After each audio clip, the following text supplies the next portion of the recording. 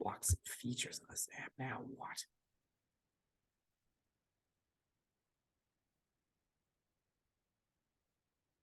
It says I'm recording. What if you have to like set it up so it sends your video out? It's not finding your video. Hang on.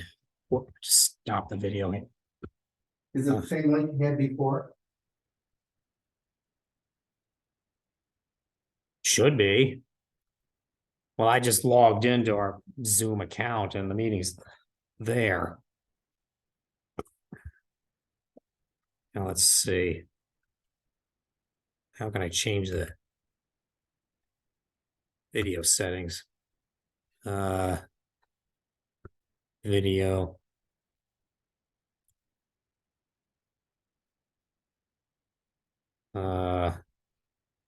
Advanced. No, wait a minute. It's down here. So now you're recording it? No, that gives me notice that you're recording. Oh.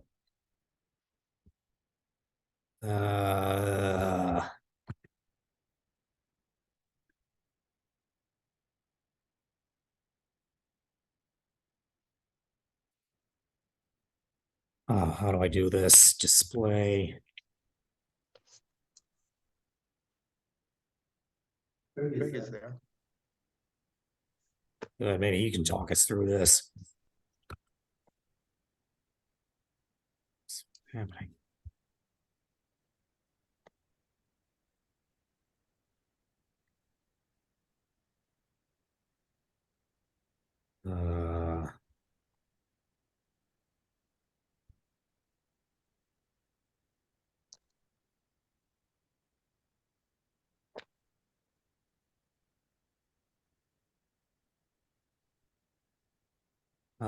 Multiple didn't detect another display. Advanced display settings.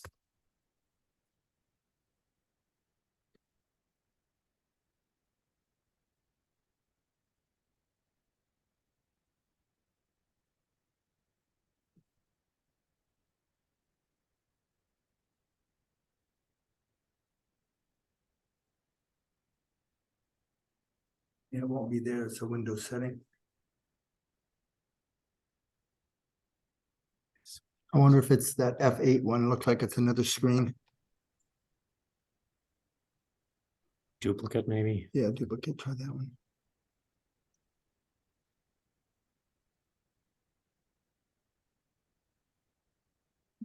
Nothing's happening. A double click.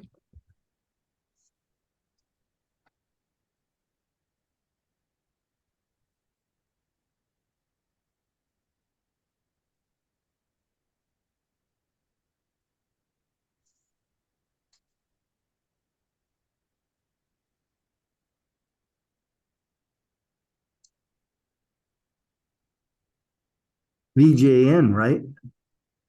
VGA. Yeah, it says VGA, and that's the little converter thing. This is the video.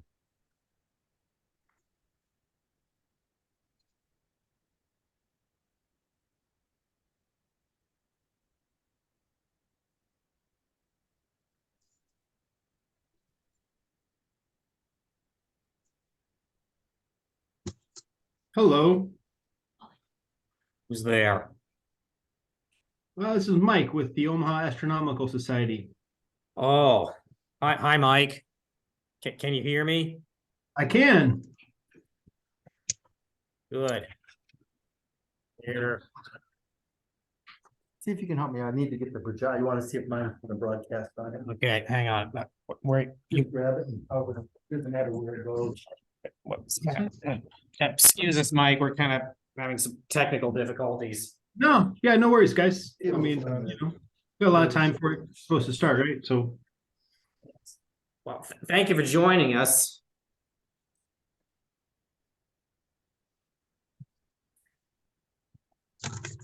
this weird background thing out of here. There you go. There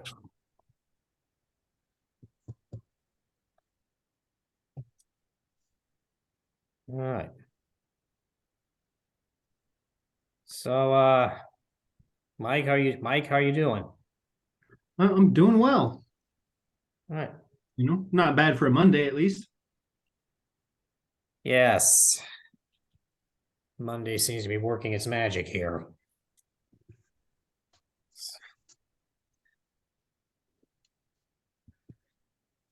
So, well, on the screen here, this is Jeff Struve. He's our secretary. And Craig Cox, a longtime member of the QCAS. Hello. Hello, hello.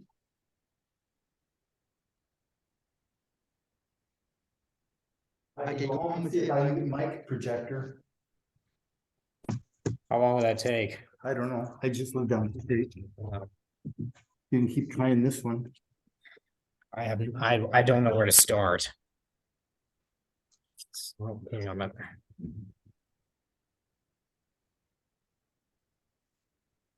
So.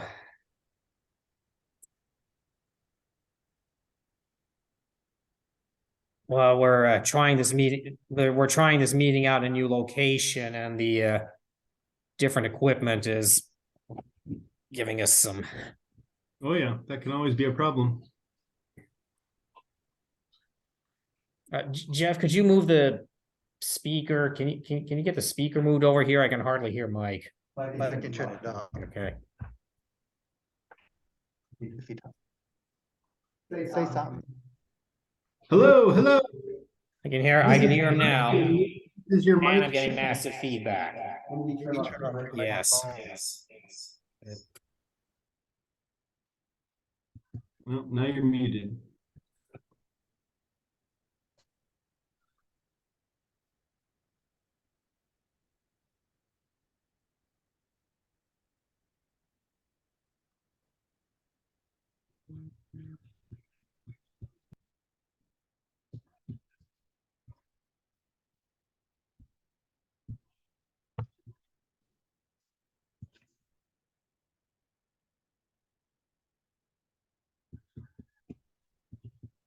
You're muted there.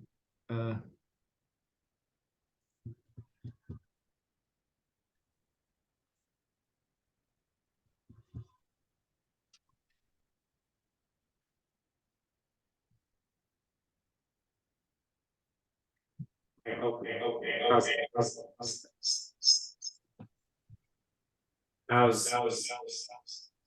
that? Can you put on some earphones? Earphones? We'd have to pass up to everybody in the room.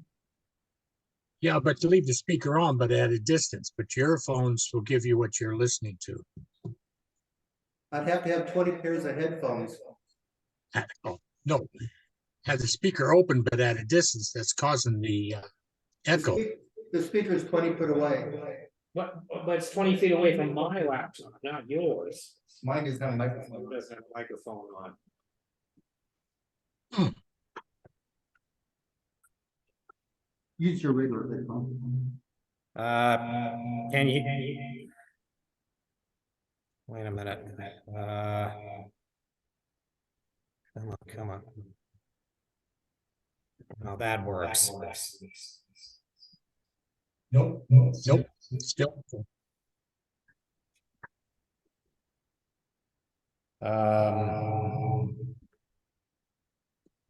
In your volume settings, there's a gain. You should be able to adjust your levels.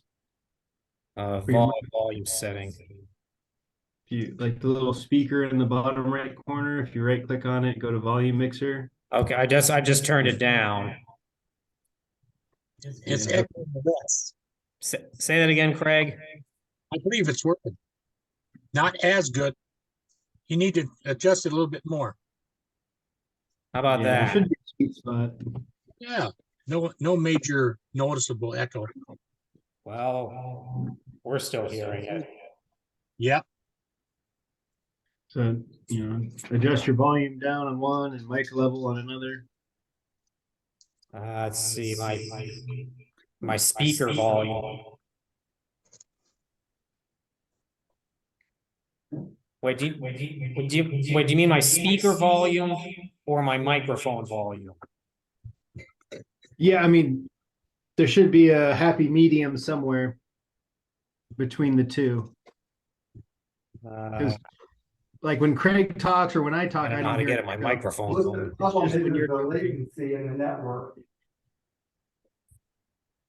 When Robert talks, it comes through the internet, goes into your speakers, then back out to this one. I don't know if they heard that. Did you Hello? hear? We Hello? heard you, Jeff. Wait, your microphone isn't on, you said. Can you hear me? Yep, we can hear you. Yep. Okay, I think what's happening is the latency in the internet between Robert talking, going to you guys, and then back again. Because the whole Zoom meeting's coming back to the speaker.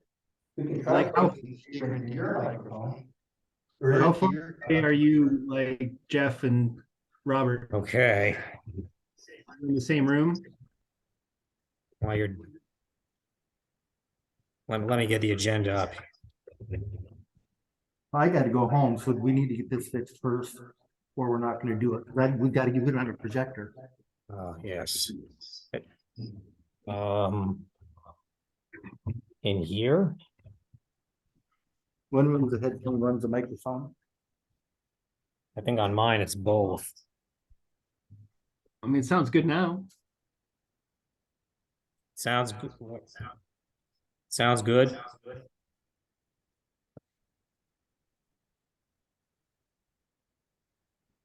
You still have an echo. A lot less than before. Uh, Can I suggest everybody shut off their mic except for you?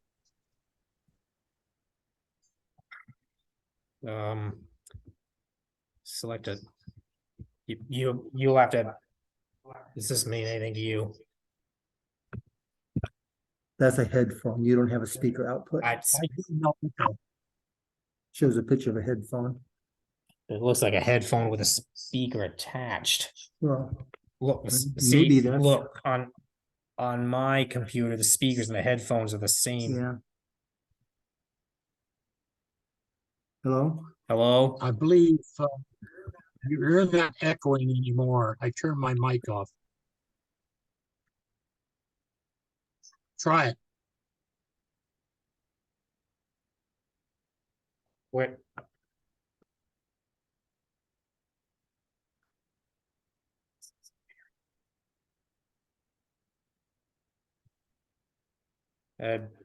Jeff's trying something.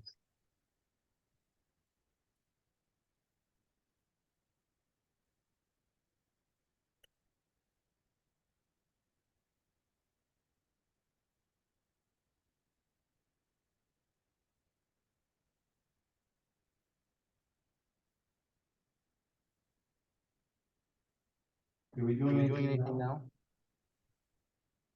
now? Testing. 1, 2. Well, the echo's not nearly as bad here now. Except it's not turned out.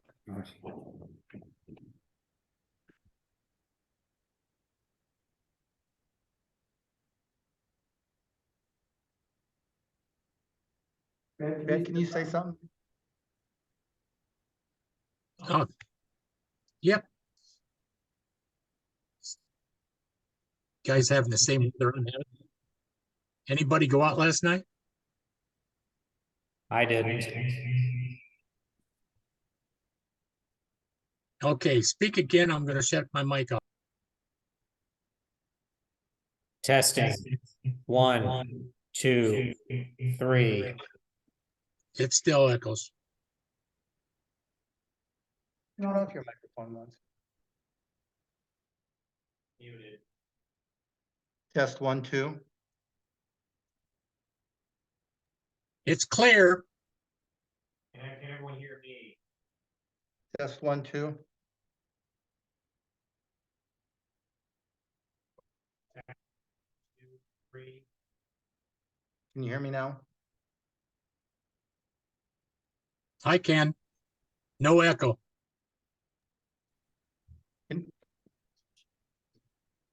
Yeah, no echo on Jeff, a little bit on Robert still. Are you guys in the same room then? Yeah, Because like I heard you say yes, but you're muted, so maybe just use Jeff's mic or move a yeah, little. Robert needs to stay muted. For some reason, his is feeding back. Talk, Robert. Hello, testing, 1, 2, 3. My suggestion would be if you, Robert, if you can move a little closer to where Jeff's mic is, Hang on. I think, share that mic and Talk again. Stay there. Can you hear me now? yeah, You can hear me. I can hear you. Yes, I can hear you. Good? No echo.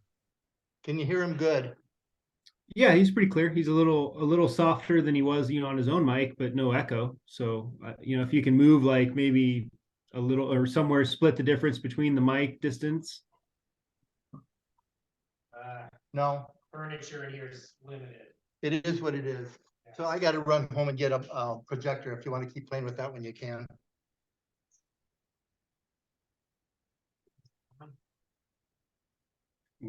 We're real fortunate. We use one of the local university here. They have some really nice AV equipment that we just tap into, and it just works for us. You guys look like you're in a church basement or something. We're in a town hall.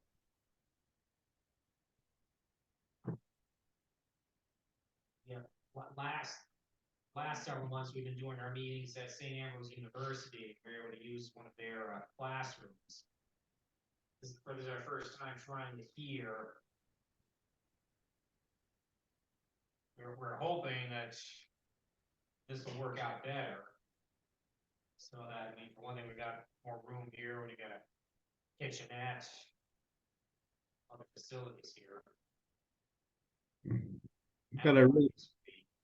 Looks like you got a really nice spread of telescopes out there. It's Jeff's screensaver. But yes, he does have a impressive collection of telescopes in his place. Telescopes and eyepieces. Yeah, those are. There's some like a C11 or C14 Edge XD HD. C11, I think. 11, yeah, nice. It's got solar scopes. I don't remember what size the refractor is. Well, yeah, as I say, like I was just looking at the photo there. It looked like a church basement with the cross and the stained glass.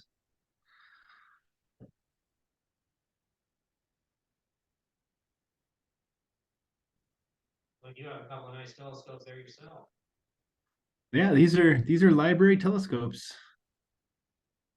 This is what we use for the library program. Two different models. Mostly the one, but sometimes the other, depending on supply chain issues. I've got, I think I have my personal telescopes. I think I have 7 total.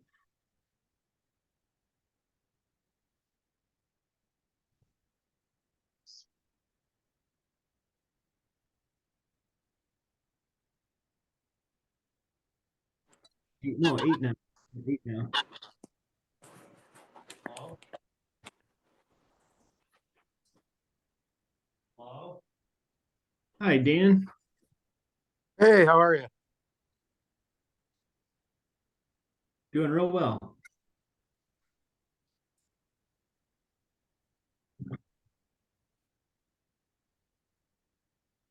You know each other? No.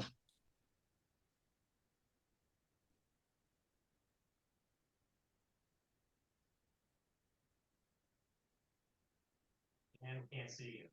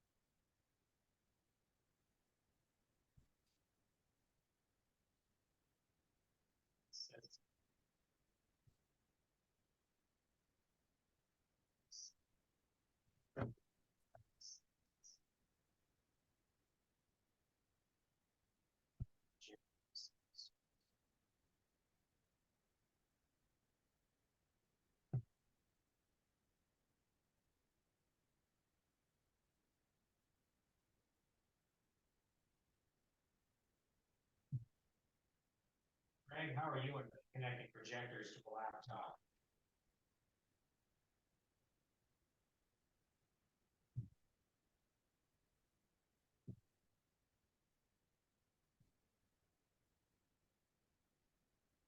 And can you still hear me, Craig? Yeah, I can hear you. You're not high volume, but you are clear and no echo. The no echo.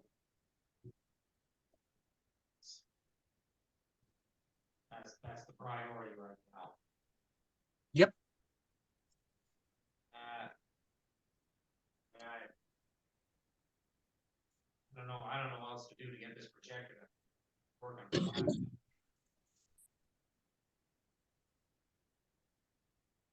Jeff just went home to get his projector, see if that would work better.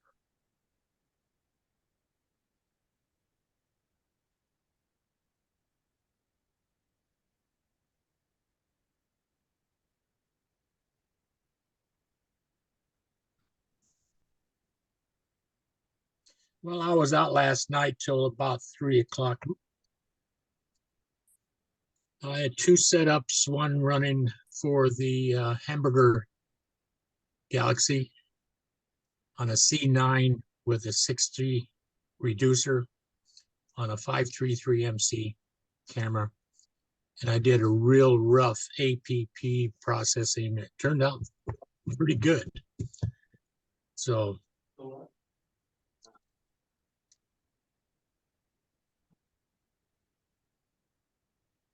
Rusty's here.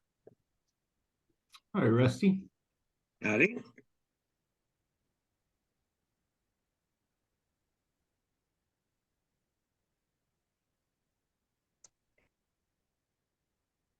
Nobody else gonna show up here?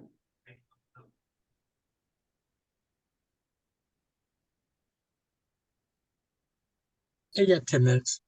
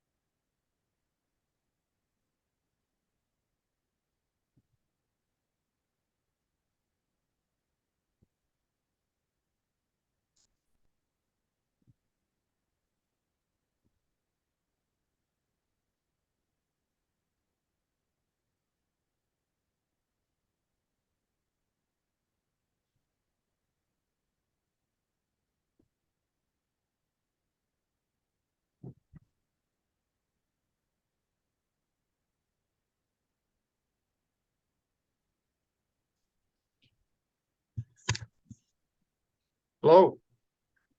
How you doing, Rusty? Not bad, Greg. How are you? Doing well. Well, that's good. That's a whole lot better than not worth the crap. Well, I was up to about 4:30 this morning, so I'm doing pretty good considering. I'm usually Good up evening. too. Usually, Take advantage of clear skies when you can. yeah. That's Messier Marathon time. You guys ever do anything like that? Yes.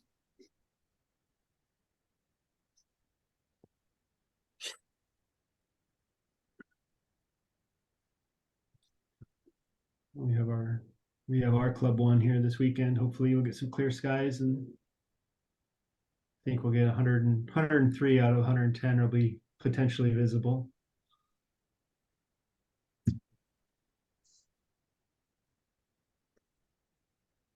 I think, I don't know, I didn't count how many I got last night. I didn't, I quit about midnight, so I didn't finish the list, but got probably half of them.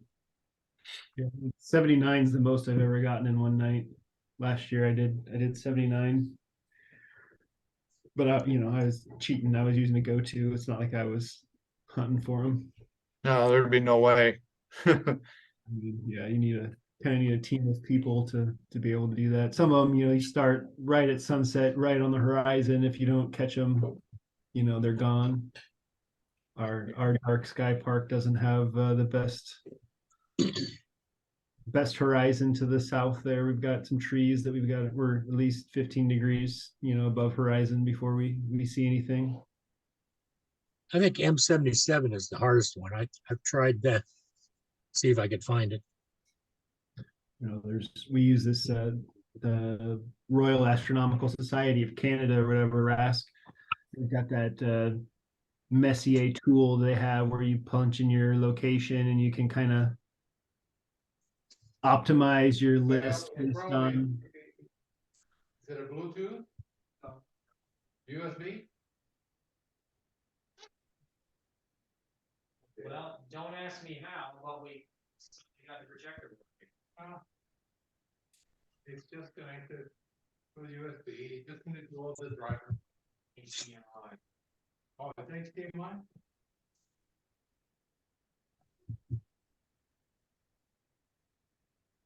Anyway, hi, Alan. Hello there. So are there two Quad Cities clubs?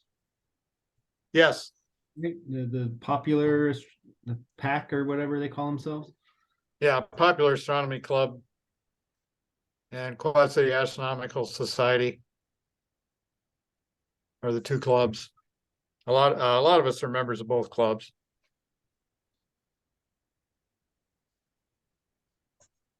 Hello, Howard. I forgot who's Dan. Who's Dan's iPhone? Hey, Jeff, it's me. I'm a club member. Yeah, but who is Dan's iPhone? It doesn't have a name. Dan. or a picture. Dan Cusack. Okay, Dan, hi. Cecil. Hi, Howard. Hi. Hi.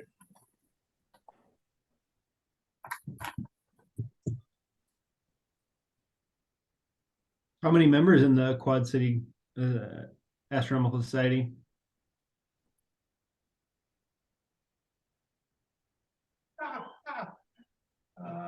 I'm thinking we're in the 30s.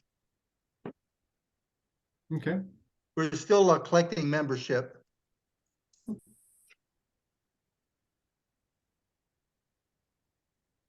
Byron's here.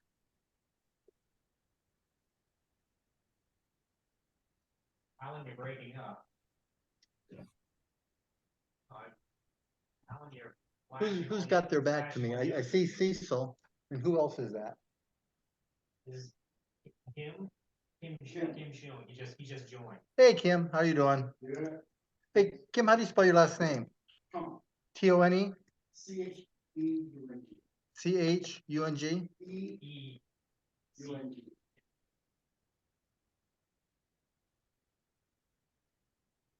Okay, I'll look it up too and make sure, so I know you. How you know? I know you. Everybody knows you.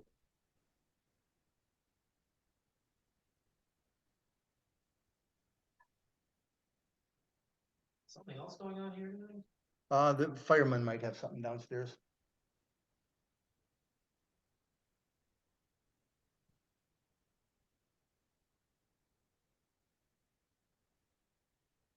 I could plug this in. What time is it?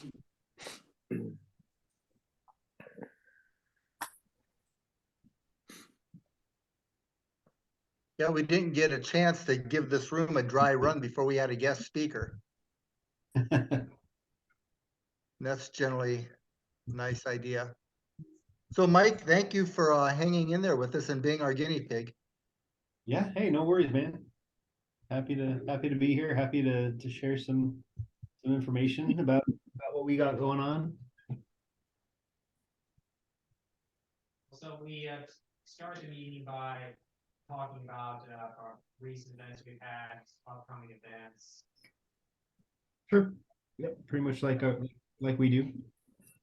And we'll turn the meeting over to presentation. Yeah, just happy to be a part of it. Just let me know when you want me to chime in.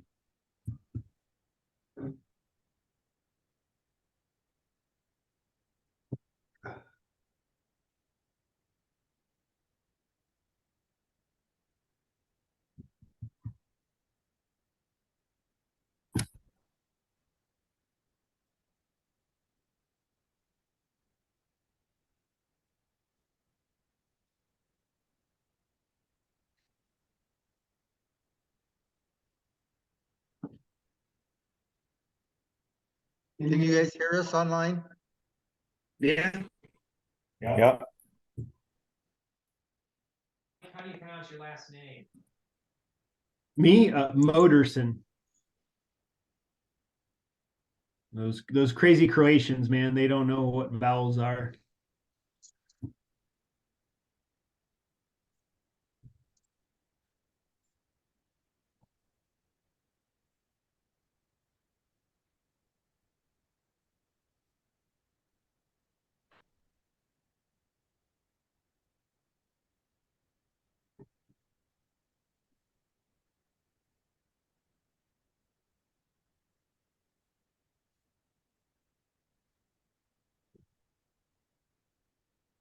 Yeah, Ellen, are you froze?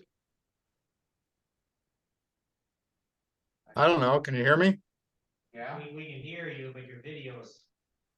And you're really frowning. It's like you're mad at us again. I Oh, don't now know. The you're not camera mad. camera does some weird things sometimes. Yeah. And I have no idea what the network's like in this building.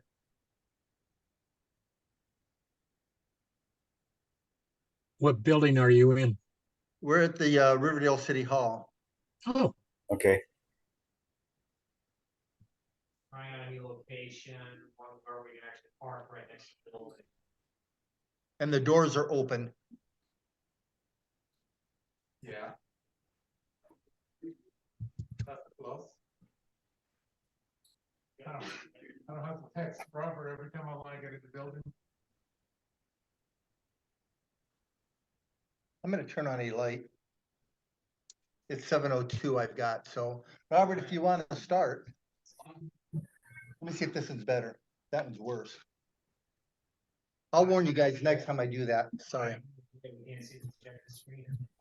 You need it for the first part? Not just talk. Yeah. All right, so call this meeting in order. So welcome to our new location. Hopefully we'll most of the bugs. And like to welcome one of our newest members, Kim June.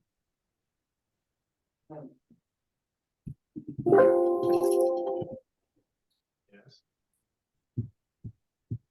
So most recent, we were supposed to have our Messier Marathon this past weekend.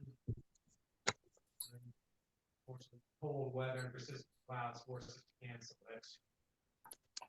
It did clear up. It did clear a lot. I mean, it was poor visibility, but the clouds moved away. I don't know if clear, but I think it was pretty much like the night before. Because I went out in my backyard and it was rather. And I could see the stars and I could see, but it was kind of grayish. Close to. Yeah, kind of. But yeah. But it was cold, bitterly cold and windy. That probably made it difficult. Although I thought that John went and took some images though. He was brave enough to go out to the observatory.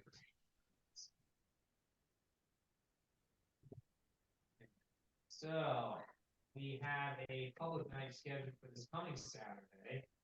Again, contingent on weather. Forecast means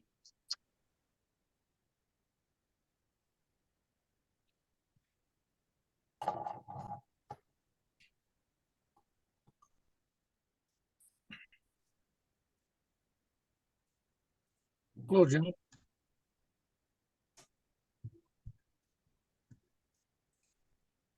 I can't hear anybody. Can anybody hear me? Yeah, we Yeah, can I hear hear you. you, John. Oh, yes. You'll have to turn up your microphone, John, or your speaker, John. We had a severe echo problem in here, so we had to do some creative stuff. desperate creative stuff. Okay, so on April 15th, we are hosting the Our Lady of the Prairie for their retreat. Now I can hear you. Can you hear me, Jeff? Yeah. Everyone hear me? What? Can everyone hear me? Barely. It's a little low. Very faint. Yeah, microphone, right there. You're probably gonna turn off the sound on your computer. Can you hear me now? Yes. Okay, so, thank you. Okay, so yes, April 15th, Our Lady of the Prairie Retreat, we're doing a special event for them. Are they still in touch with us? I haven't contacted her in quite a while, but we'll do Probably something. should, yeah, When is that? That's in April coming up? Yeah. April 15th, yes. Yep. All right. And then April 29th is our annual Astronomy Day. And Jeff, you've been in touch with contacts at Bettendorf High School? Yeah, there's a new person there. My original person went away, so I actually had to go to the school to get somebody to contact me back. And so far it'll be the same as last year. We'll set up on the boulevard where we did, and they'll have the planetarium open for the public to come in if they want. And then that night we'll go out to Menke Observatory. So it'll be the same, and I'll send out some more emails, or Robert will, one of us. Somebody will, yes. All right. Has it almost been a whole year already? Believe it or not. Yes. And on the April 15th, please try to come out and help. If I remember, that's quite a large group on that one, isn't it? I don't remember, but it'd be nice to have half a dozen members out there. So, but anyway, okay, go ahead. We'll send out emails, yes.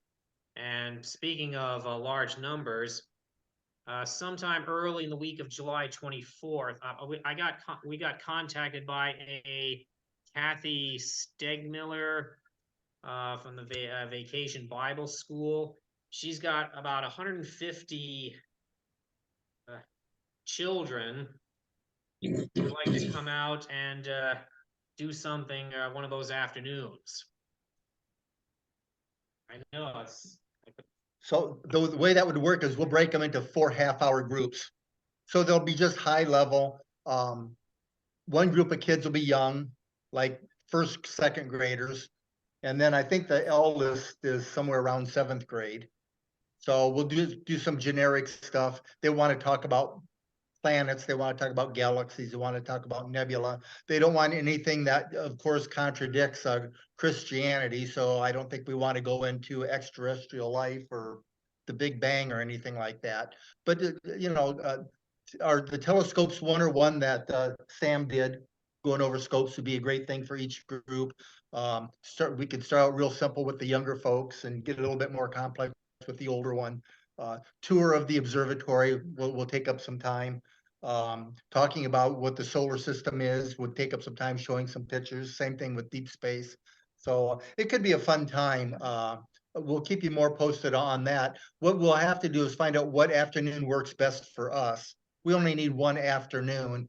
And I think, I don't remember right, it was like 1 to 5 or something like that, or 1 to 4. So it's not a late night. It's not a long period of time either. So, and like I said, we'll break it up into some groups so you don't have to like talk for 4 hours with all new materials.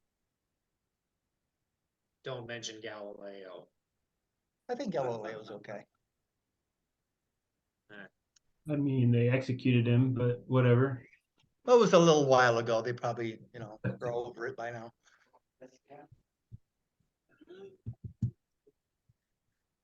Could be. All right, and then August 12th is our annual meteor shower party. So up until last year, we had that at the Pleasant Valley Junior High, but last year we did it at the Menke Observatory, so crowds ended up being smaller, but at least it was a darker sky. Well, this time around, that August 12th date is actually on the night of the peak of the star party. So yeah, we really want to promote this one because it could be the best meteor show we've had in years. And locations, that kind of. That's kind of up in the air yet. I still want to try Pleasant Valley Junior High. So Okay, so we'll keep on that. we could actually do it here on the hill too. Parking is horrible, but How big of crowds could we accommodate? well, their 4th of July event, they had 900 people. Up on that hill. It'd be filled the whole area. There's 2 parks side by side, so. But anyway, Eastern Iowa Star Party is September 15th through 17th. That's another of our big annual events. That's not for the public. That's for professional amateurs only. And we have that at the Menke Observatory. And we're kind of looking at doing it small again this year, but hoping to expand now that we got Wi-Fi. We got the 2 new buildings. And then finally, we're talking about, so we got the annular eclipse is on October 14th. Of course, it won't be annually here, but I checked and the sun will be as much as 50% covered that day. And it is on a Saturday. And some of us asked about doing a public event for it. In fact, Jeff. yeah, so I'm going to do a public event, and I've been doing quite a few solar viewing things at restaurants and places, just going when I go have coffee or to eat. I set up a solar scope. So on October 14th, I believe the solar eclipse starts about 10:30 a.m. and I believe it's over about 1:30 p.m. So it's roughly around there anyway. So I don't know if we want to kind of hit the Quad Cities area and go to some different places. It doesn't take a lot of gear to do this stuff or a lot of preparation. So I was going to set up at the Coffee Hound on Commerce Drive out toward LeClaire. Right in front of the building, they've got all kinds of parking, but right in front of the building, the sidewalk's like 20 foot wide and 40 foot long. And last time I was there, I set up right next to the coffee shop, sat there with my chair and table, had coffee, and I had 36 people go by. So I'm thinking, you know, it'd be very cool if we found 5 or 6 places and we had, you know, a dozen club members, each man a couple different places, and set up a couple telescopes for doing solar. Is anybody else interested in doing that type of thing? So like, so you could, if you want to come out with me, or you could set up right there at the church. Nobody goes to that. Howard, you've got solar gear. You live out of town though. You're in Muscatine, No, right? Clinton, Iowa. You're in Clinton? That's even better. You could set up someplace in town there. You wouldn't have to drive all the way in. You know, so if you've got a coffee shop or a restaurant that you like, or a grocery store, you've got that nice solar scope, I think. You could, you know, set up there and let people peek through the scope. Well- Byron, you've done a lot of stuff over by Walmart, didn't you? Oh, I'm not hearing you. You're muted. Well, I mean, I live over by Walmart. I haven't done anything publicly over here. Doing some pretty nice imaging, and you had mentioned near Walmart. So I don't know. We could advertise a few places. We bought a whole bunch of, we bought 300 pair of solar glasses that we were going to give out to the public. So I thought that this October 14th, we could spread ourselves around, get the club's name out. Maybe we could stamp QCAS on these glasses, and they could look at the sun, see the eclipse, and we could advertise the April 2024 eclipse. Tell them to hang on to it for that, so that you know, we're tying the two eclipses together and getting people to know what's going on. And I could try to get something going at St. Ambrose campus. I've been in touch. I've emailed the current president of the Student Government Association to see if they could give us some money for some solar glasses of our own. I've dealt with them before. I'll probably have to wait until their next meeting before they can even start to discuss it. And Craig, I don't know whether you want to do something up where you're at. Even if it's white light, it's just a cool thing. Of course. I'll see if there's any place that would have any traffic. Even if it doesn't have traffic, if you're by yourself, like you would be, and probably Howard, you know, it was all I could do to drink my 3 cups of coffee and show 36 people the sun. You know, the people just have to get their priorities straight. Coffee comes first. But so yeah, you know, I don't think that we need to try to get each person get like thousands of people to show up. But if we each went to, like, there's what, a dozen of us here. If we each went to a, you know, if we teamed up and went to 6 places and each had 40 or 50 people, that's perfect. That's about the right number of glasses to get out and our name to get out around. And we could do enough publicity to save the locations where we're going to be. Yeah, it's an October 14th. Yeah. Okay. October 14th. You'd think that the museums would want to have something. The museum might end up doing something on their own anyway. I'm kind of upset with the museum because since they bought their own stuff, they kind of leaned away from using the clubs. Oh, but you've got the family. Yeah. Yeah, the one Family Museum in Bettendorf would be a good place. So there's a lot of good places where we could go and set up. And if you let me know where you'd like to be, I don't mind making the contact if you don't want to. Can we make sure that we have notices go out, what days, where, and Yeah. what the event is, so people know? Yeah, Yes. yeah. It could be email or Facebook or whatever. Yeah, I've been putting all our events on 2 Facebook pages in our club site, and the Coffee Hound, where I've been having coffee, they're going to actually try to get cookies made up that look like a partial eclipse. And they're going to try to come up with some kind of special coffee of the day for that. So I did talk to Cafe Express over on Locust Street, and they're all excited about doing something, but the sun isn't in a good location from that restaurant. They've got too many trees and stuff blocking it, so unfortunately that one wouldn't work well.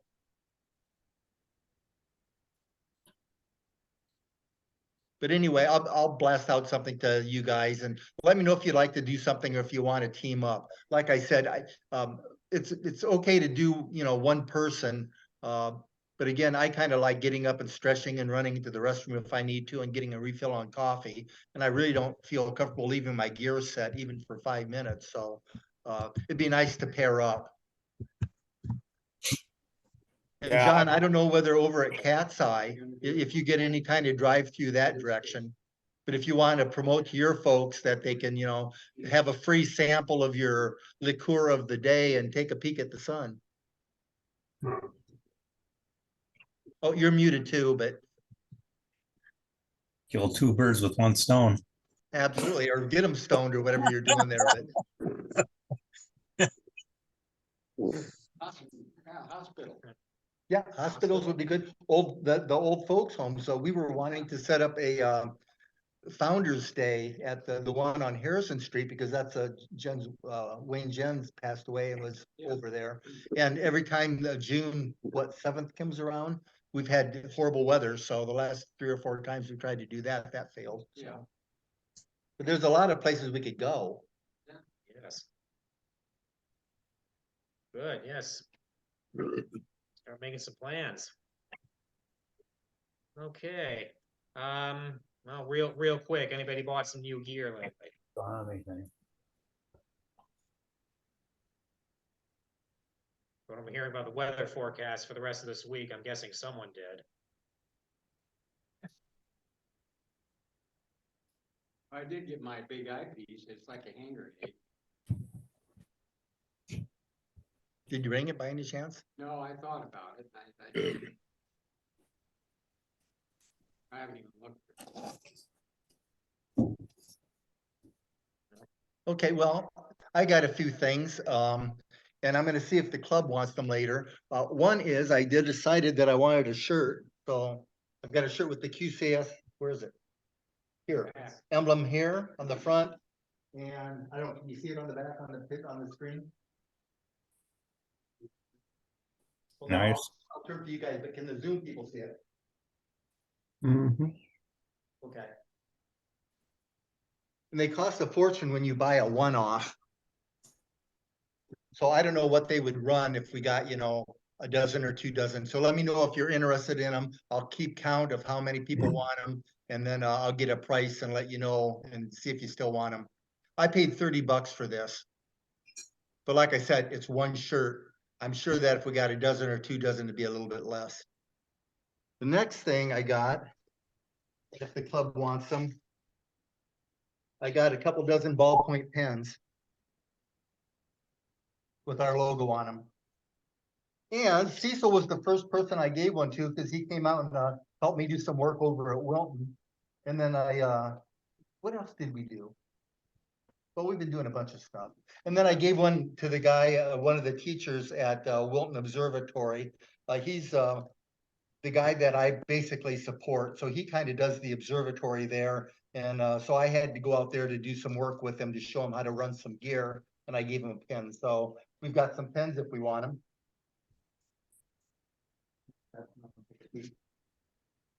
Who'd you get your shirts through? I got everything through Vista Print. There's probably cheaper places, but Vista Print would do the one-off on the shirt. Nobody else would. I went to the local place out there in Eldridge and they wouldn't do it. And then I don't know whether I can show it or not. The guys can see it here. I got 2 banners. They're 8 foot, so it'll spread over an 8-foot table. Take that piece. Oops, no, I take this. And go this way. And you guys can look at that one. That's nice. So anyway, put it tight on top if you can. So anyway, it's 8 foot, so we can use it as a banner if we want to do any praise. It fits on an 8-foot table. I've got the logos inset, so if we have 6-foot tables, it'll all fit on a 6-foot table. So if we're like at the Putnam, they gave us 6-foot tables. So this could wrap around the edges and we could still see the whole thing. What's written in the middle? Quad Cities Astronomical Society, www.qcastro.org. Very good. Yeah. Now I got these as mesh rather than their fiber, because these will hold up better with outside work. Because if we're doing events outside and it's night, a lot of times dew gets on stuff. These are more resistant than that. That pavilion that Cecil and I set up when we were doing that, what was that called? That backyard fest or whatever it was? Yeah. This will hang right on that. So we'll have our name up. And that was a problem. Nobody knew who or what we were. So that's the red one.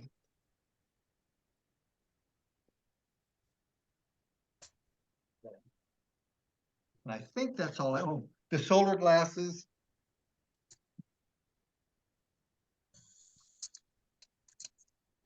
Okay. Got 3 packages like this. There's 100 in a package. So we've got 300 to give away. I bought 100 pair for myself to give out at stuff. Where'd you order those from? Lunt. Lunt. They gave them to us for $1.11 a piece or something like that.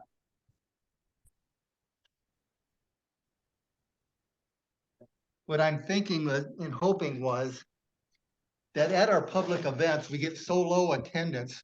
I thought, for instance, when we have our regular monthly events out in Dixon, to give the first 5 people that show up for a free pair.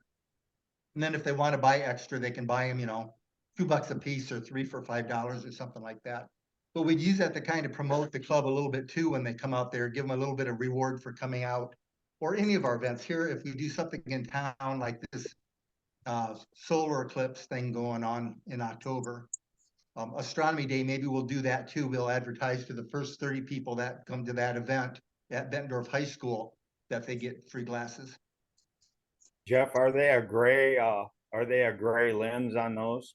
I didn't open them up, but I don't think so. I think they're that make it kind of look orangish. Okay, I mean, I don't remember, they either use Bader or 1000 Oaks film, I believe. okay. So that, I think the single pair is like $3 for a single. And if you buy them in a 10-pack, they were like $2.38 or something. And we bought the 300, so we got them at $1.11. Are there also safety instruction with them that tell people not to look direct at the sun, only through those lenses? Nah. No. But we can write something up. What I wanted to write up is some little thing when we give it out to advertise October 14th, and also advertise what is that? April 7th. April 8th. April 8th, 2024's event.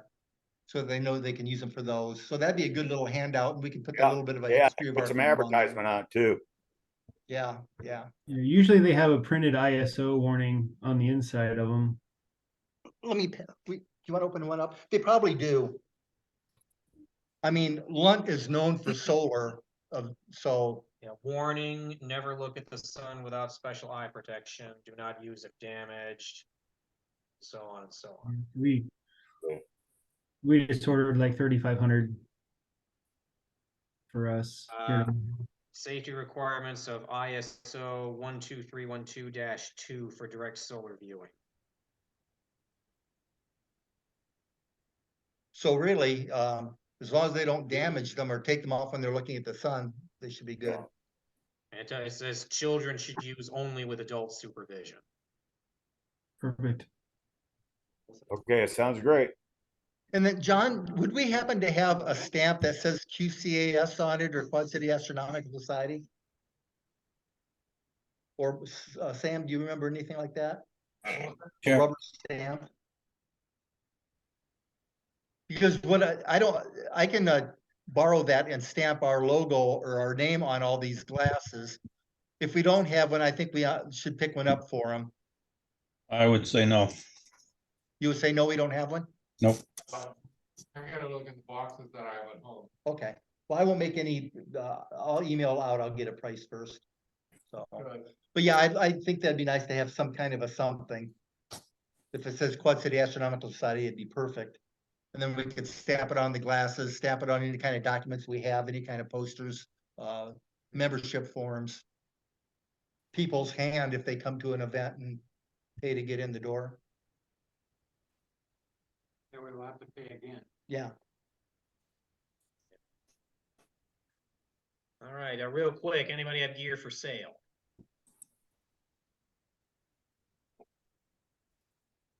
Well, I believe I am selling a ASI Air Pro. It's the first one I have. I've replaced it during Christmas with a Plus.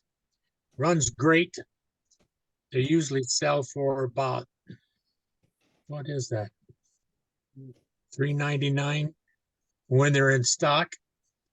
I'm selling mine for $200. It comes with an extra chip just in case there's contamination on the chip that's mounted in it, which they recommend, and a Wi-Fi connection to boost it to further extend the Wi-Fi signal. So that's for sale. Someone's interested. I haven't put it on cloudy nights yet, but I do plan on, if I don't sell it to the group. Put it on the Facebook page too. Have you got your new telescope yet? Yes. All Yes. Had a chance to play with it yet? Yes. I did Leo triplets about a week and a half ago. And it turned out very, very good. I figured I'd have trouble with that, but I ended up having trouble with the focusing on the actually the focus plate solving through the air. If you don't have the MM just right, it won't plate solve. And but first time I figured I'd have trouble with focus, but it fell in really fast. Cool. Yeah, love it. Right. Okay. So now for our feature presentation, I'd like to introduce Mike Modrcin of the Omaha Astronomical Society. And he's going to talk to us about the library telescope program. Mike, the floor of the Zoom is yours. Hello. So yeah, I'm here from the Omaha Astronomical Society, but really in this point, I'm more doing my representation of the International Library Telescope Task Force, which is a group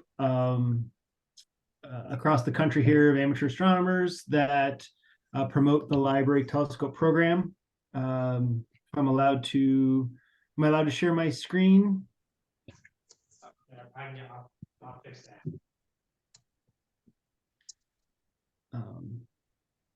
Talk a little bit about Right now. a couple things here, I guess. Yeah, so the International Library Telescope program, we've recently kind of rebranded as the international part because we have there's quite a few in Canada. Sorry, we have some in New Zealand, the Netherlands, Belgium, a couple other European countries where there are some of these programs going. But the basic part of the program here is let's see, I don't know if views, maybe I don't. Hey, there's me. I'm loved by librarians, in case you didn't know. Let's go to this one. All right, so what is the Library Telescope Program? So the Library Telescope Program started in 2008. There's a guy named Mark Stobridge. He lives in New Hampshire with the New Hampshire Astronomical Society, and they were looking for a way to extend their club's mission of promoting astronomy within their community. And so they came up with the idea of putting a kind of a basic, this is an Orion Star Blast 4.5. It's kind of been the workhorse of the program over the years. They put some of those into their local library system.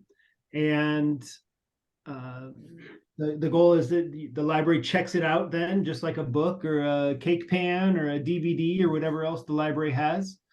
And so anybody with a library card can come into the library, check out a telescope, take it home, look at the moon, the rings of Saturn, Galilean moons, whatever. Currently over 900 libraries worldwide participating. The vast majority, 700-800 of them, are here in the United States, estimating that's about 4% of all the libraries in the country. And so the Omaha Astronomical Society has been kind of working to get that expanded into Nebraska. We've got 25 or so currently, and expanding kind of regularly. I got 3 telescopes in my garage that need to get modified for the program and get sent back to the libraries. And let's see, the library. So a library telescope is kind of what we would consider, or what the library would consider to be a STEM kit, which is a popular thing right now in libraries. And so it consists of a 4.5 inch or a 114 millimeter Newtonian reflector. We put a zoom eyepiece into that telescope so that you're not changing eyepieces. And we do some of these modifications to it to make it really library friendly. We remove the thumb screws from the mirror cell. So this is a Zoom L Z114, which was for a while the only one available. But now we're back to the new Star Blast, which is a little different than the old Star Blast, which was more like this.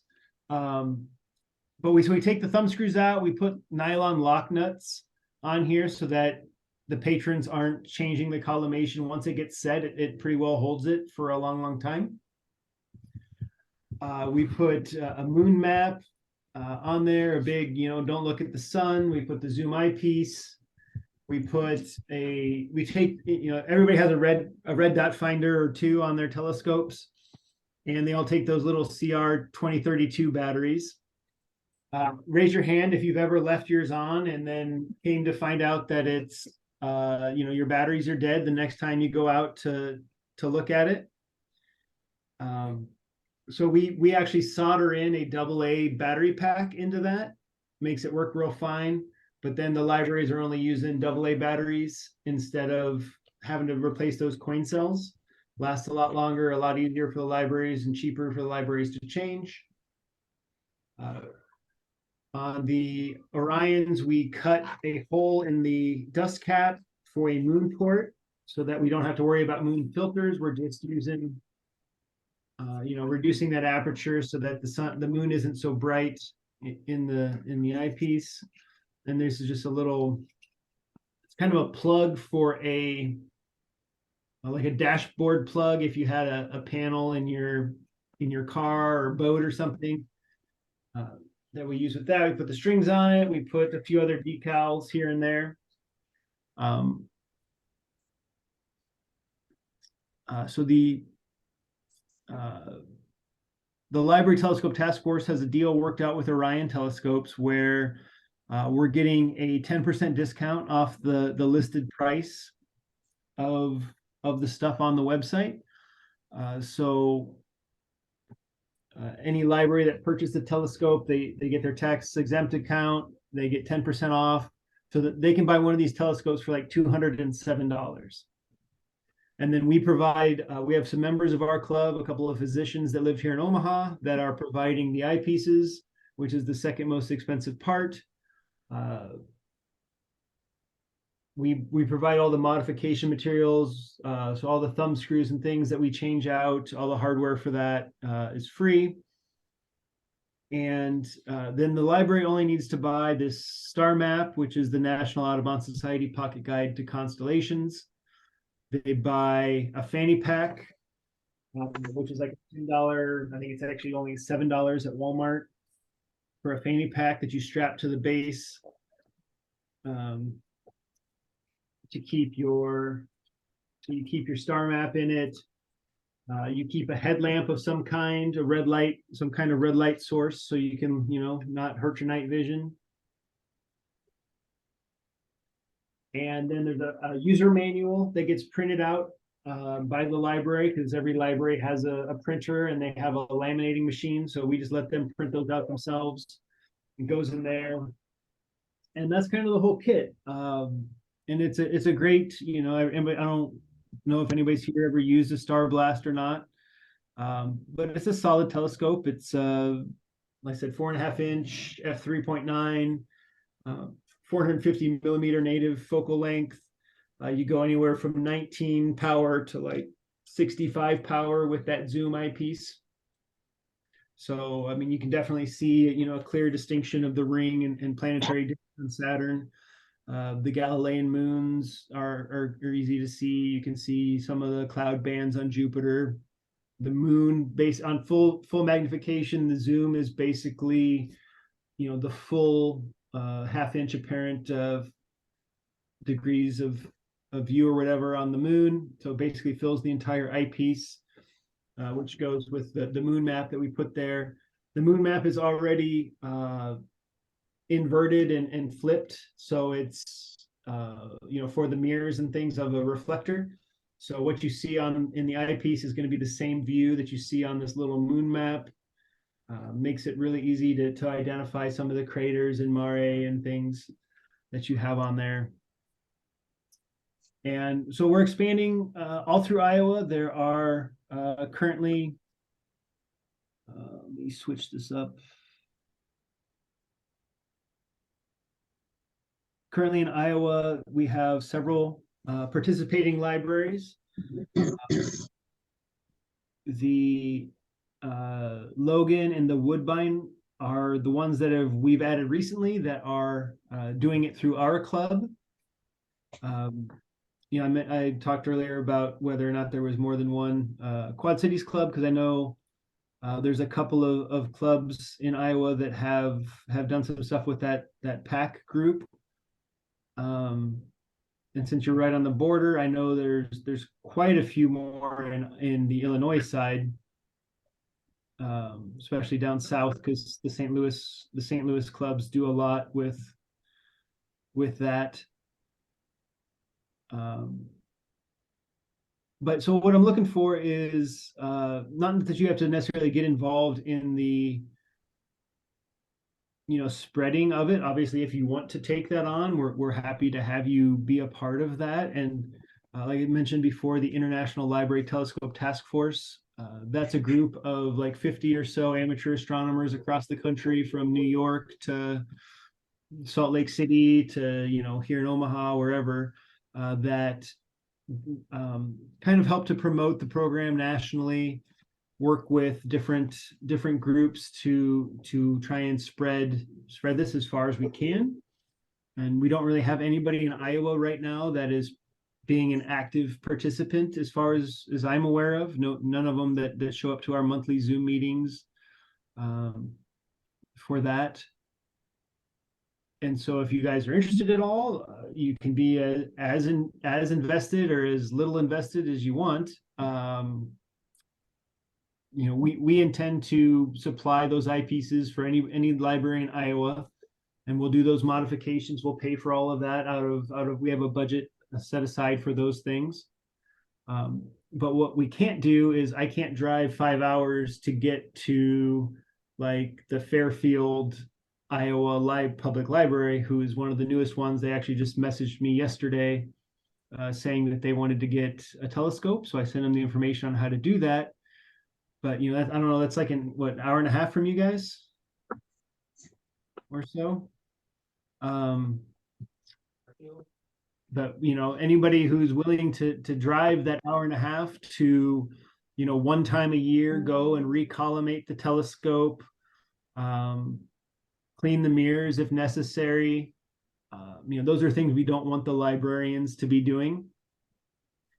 So we're trying to build like a network of amateur astronomers across Iowa. I've done the same thing in Western Nebraska, where I have, Valentine, Nebraska is 5.5 hours from here. I can't just drive out there on a Saturday to fix up their telescope, but there are some people who are closer that I can enlist to help with those things. And that's kind of the basics of what I'm looking for. I've created this Facebook group, Library Telescopes of Iowa. I'm already up to, I think I got 6 members now. I just started it the other day. So they're pretty much all library directors at this point.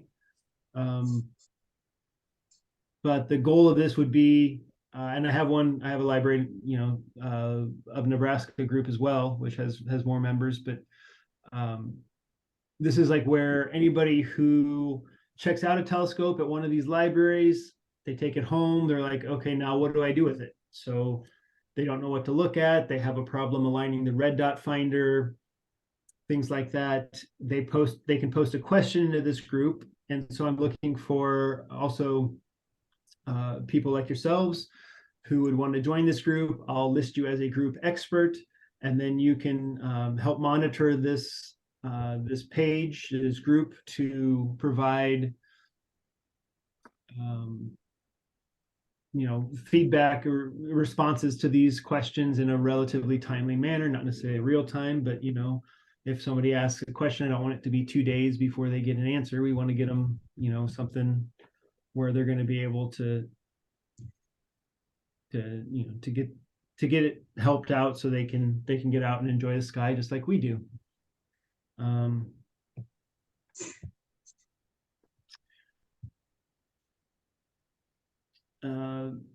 Any questions about any of that, I guess, so far?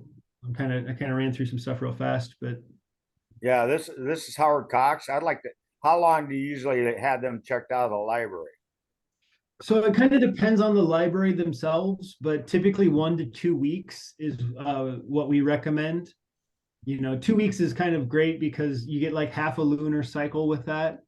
And then obviously, this time of year, I can't remember it being so cloudy for so long the last few years like we've had this year, where I know the last 3 months of our monthly public star party that we do have all been clouded out. We were finally able to do one here in March, but December, January, February we're all cloud outed dates. So if you do a 2 week checkout, you're pretty much guaranteed to at least be able to see the moon 1 or 2 nights during that period. The little star atlas that we put in there, the constellation guide, has a lot of information. Oh, hold on, I'm gonna have to plug in here because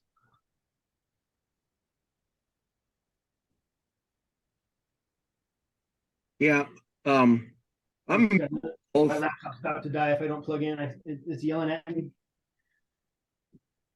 Go ahead with the question.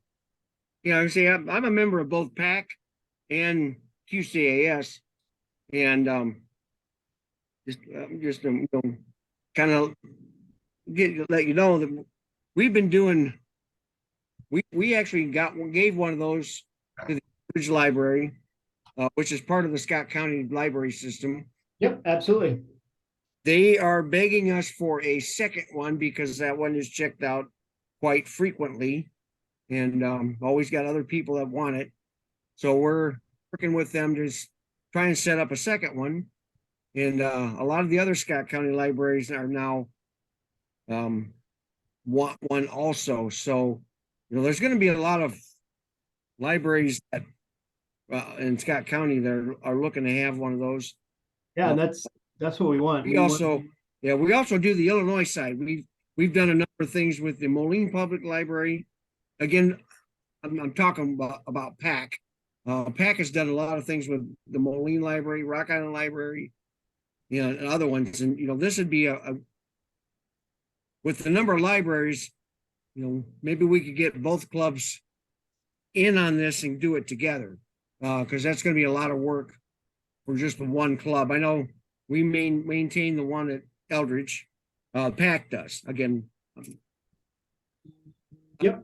Yeah, I know. So, I got to work with our listing on here because this was supposed to be. There's supposed to be one in Davenport and then one in Eldridge because they have one Star Blast and then they also have like a different type of little smaller like a Celestine. Right. It's a Star Blast that's at the Eldridge Library.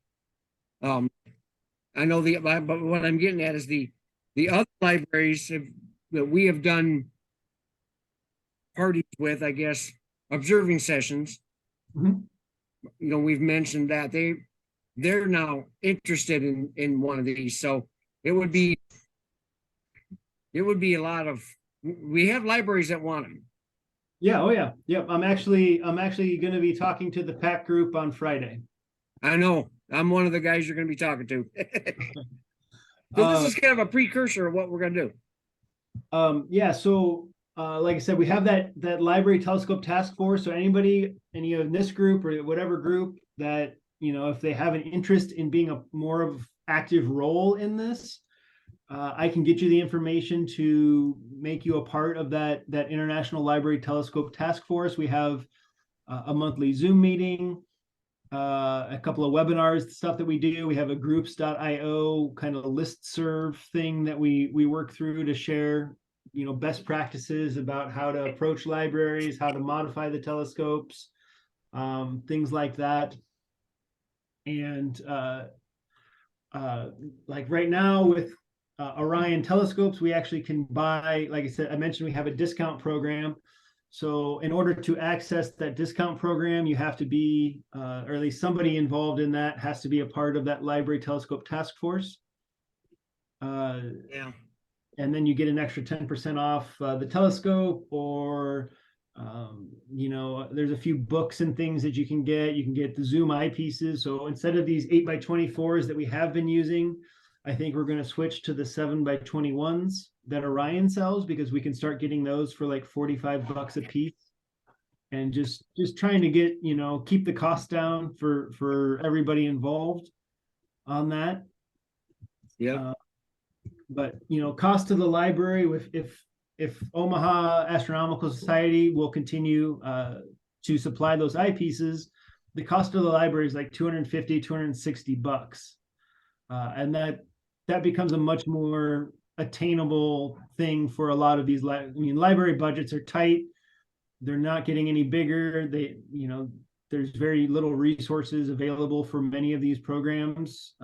Iowa has an incredible number. Like there's like 490 libraries in Iowa, public libraries. I think Nebraska has 295 and Iowa has like 400 and I don't know, it's like 480 or something. So that's a lot. That's a whole lot of libraries, and a lot of room for people to have this as a. So there's two things in the library world right now that are very hot buzzwords. Number one is library of things, and number two is STEM kits. And this kind of qualifies as either or both of those things. And so when you start throwing around these hot topic items with librarians and library directors, they really kind of start, they perk up and they're like, oh, STEM kit, I want a STEM kit. And so you put the telescope with a couple of those accessories together, and if you can offset that cost at all, it really starts to sell itself as a program. I've yet to meet a library person that said, oh, that's not a good idea. Like everybody thinks it's a good idea. They all want it. They just can't all afford it necessarily. And there's some concern about ongoing, support for that. So that's why I'm trying to build, on the east side of Iowa, some people who are willing to drive an hour and a half away from home on a random whatever day to go to a library, to talk to a group of kids at a library, like a summer reading program, to haul a telescope an hour away, to do a star party in the parking lot of a library, to help promote their program and just spread astronomy and our love of the night sky, as far and wide as we can. And I know that's my personal mission. That's our club's mission for that sort of thing.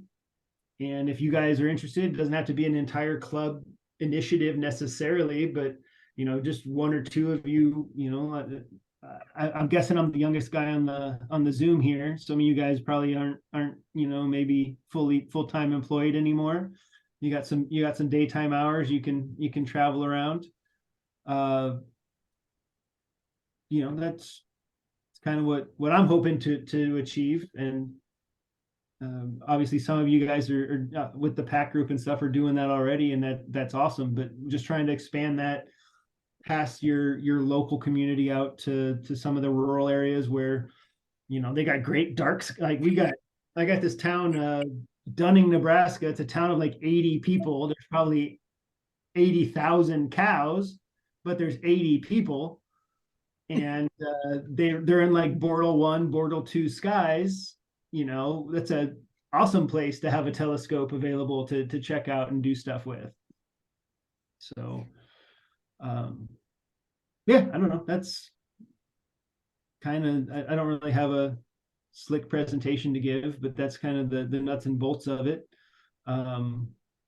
I'm doing some Zoom meetings on Thursday of this week, and then on Saturday of this week, I have a Zoom training information session that I'm putting on for some of the library staff that I can't get to train. So I do stuff like that where they log in and they can learn about the program, the telescopes that they have, how to use them, how to talk to them about their people.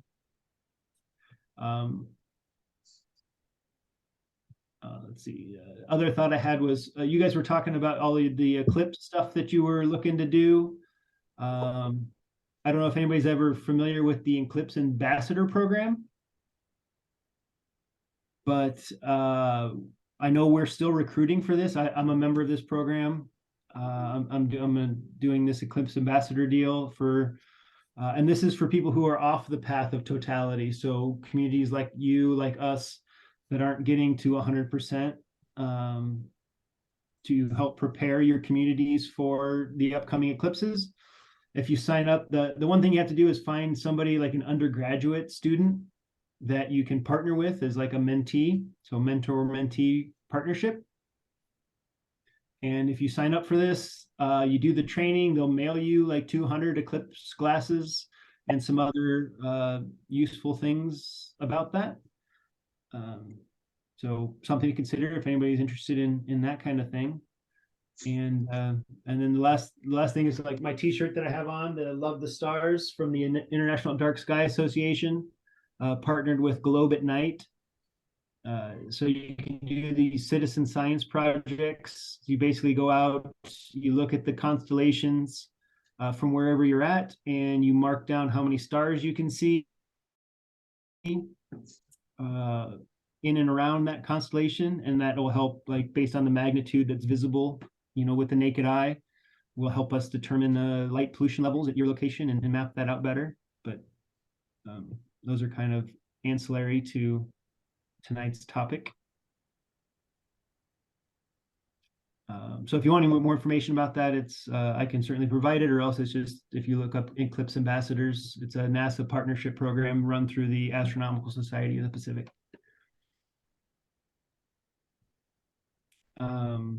Any other questions, or what? I don't know. I don't really do a lot of these things, so I don't know if I'm just talking too fast or. Yeah, this is Howard again. Would you kind of comment on how they set it up on a table, or how they're setting the scope up when they go ahead and use it? So yeah, so one of the great things about this telescope is it's basically like weighs like 10-12 pounds. So this is the official way to carry a library telescope. And if you put your arm like this and you hold it against your body, it's almost impossible to drop the thing. It kind of clamps on to your arm. You can still wrangle the kids. You can still open doors.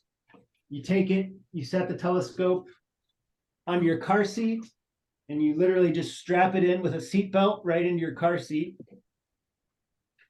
And then you take it home. You can put it on your patio table. What I actually do, and when I have one of these myself that I own, that I use as a demo scope. And what I do is I have a 10-gallon trash can, a little round 10-gallon trash can.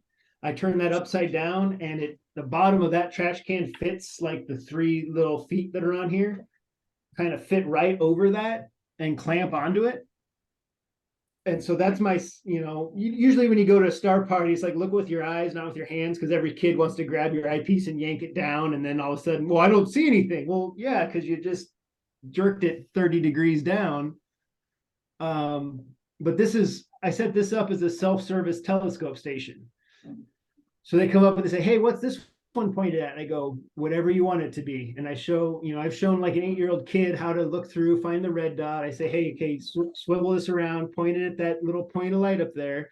Look in the eyepiece. Okay, that's Jupiter. Now see that other point of light, that's Saturn. Can you aim at that? And then he's aiming it. Next thing you know, he's going back and forth. He's teaching his brother how to do it. And it's the way that this is set up, it's not polite to say idiot proof, so we say patron friendly. But it's just such a robust dead simple setup. Anybody can plop this down on a tote, a bar stool, whatever they have, and be looking at the moon in 30 seconds, and have a pretty good view and just get that little taste of astronomy. Just, it's not, you're not going to be the next, Herschel or something with just going out, but it just gives them that little exposure to it where, now they have that spark, what we consider astronomy as a gateway science, where there's math and there's engineering and there's, all these different fields of study that can be branched off of just that initial curiosity of, wow, look at that. I found a comet. Like, what is a comet? How does it work? Where is it going? How does orbit work? How does gravitational affects different objects in space? And they're thinking about these things, and that curiosity that you spark just from, it's not going to be every kid. You go to star parties and you have, you're talking about showing 20 kids something in the night sky, and okay, so 15 of them look, and then they go right back to looking at their phone. But that one kid or that two kids that look at it and they're like, oh, I want to look again. I want to look again. That's what we're hoping to do. We're just wanting to catch that spark, ignite that curiosity about how the world works, how the universe works, what else is out there. And this is a great resource for any community to have at the library where they can access that, without having to outlay a couple $100 for a telescope. A lot of parents can't or won't do that, or if they do buy their kid a telescope, it's a 70 millimeter long tube refractor on a EQ1 mount, and just becomes a coat hanger because it's a hobby killer, and it's a piece of crap toy thing that grandpa buys for Billy, and the parents have no idea how to use it. And okay, Mike, I have one more question. Are you using the same type of scope for the different libraries? It's the same model? So we use two different models. So the original Orion, the vast majority of all the telescopes out there are an Orion Star Blast 4.5, which so up until 2022 was basically the same as the Zoomel Z114. The Zoomel, it's like optically, the OTA is identical to the original Star Blast. The mirror cell, the tube, the clamshell. The only thing was different is a little bit on how the mount, the mount, and some of like the eyepieces and the red dot finder are a little different. So Orion was going to discontinue the Star Blast because their supplier will no longer, like the people that make the Zoomel will no longer supply Orion with that type of OTA. So they recently redesigned it. So I don't know if you can see, it's kind of tough to see, but the mirror cell is really, really different. The way the finder attaches is very different. The focuser is slightly different. The Zoomel actually comes with a built-in moon port in the middle. It's kind of tough to see. There you go. Whereas on the Orion, we have to add that. We cut a 2-inch hole into the Orion to make a moon port. But essentially, like optically, they're almost identical still. They're still the same focal length, same aperture. We use the same zoom eyepieces in either one, so you're getting roughly the same magnifications across. That being said, there are a ton of libraries in Iowa and elsewhere that have other telescopes. Des Moines, Waukee, some of those other places just have these cheap little G-Skyer 70 millimeter short tube refractors and things like that they're using. That still qualifies them as being a part of the library telescope program. It's just, not necessarily the best user experience. We feel like this is going to be you know, this is a more serious astronomical instrument than those little kind of toy refractors that some of the libraries are using. But any telescope is better than no telescope as far as, you know, we're concerned. So, you know, more power to them if they're taking it out and they're having success. Most, you know, they're just looking at the moon. They're really not finding anything other than moon with something like that, probably, just from the stability and the ease of aiming and things. But yeah, you know, these are great little telescopes. You know, I take mine out, and like when we have some of those, like, you know, Mars and, or I'm sorry, Jupiter and the moon, Jupiter and Venus, those conjunctions we've had recently. Like, you know, I have a 16-inch Dobsonian, and I'm not going to take that out on a random Tuesday night to set that up and let it acclimate to time, you know, to temperature. I take this out, throw it on my patio table, and I can be looking at whatever in seconds.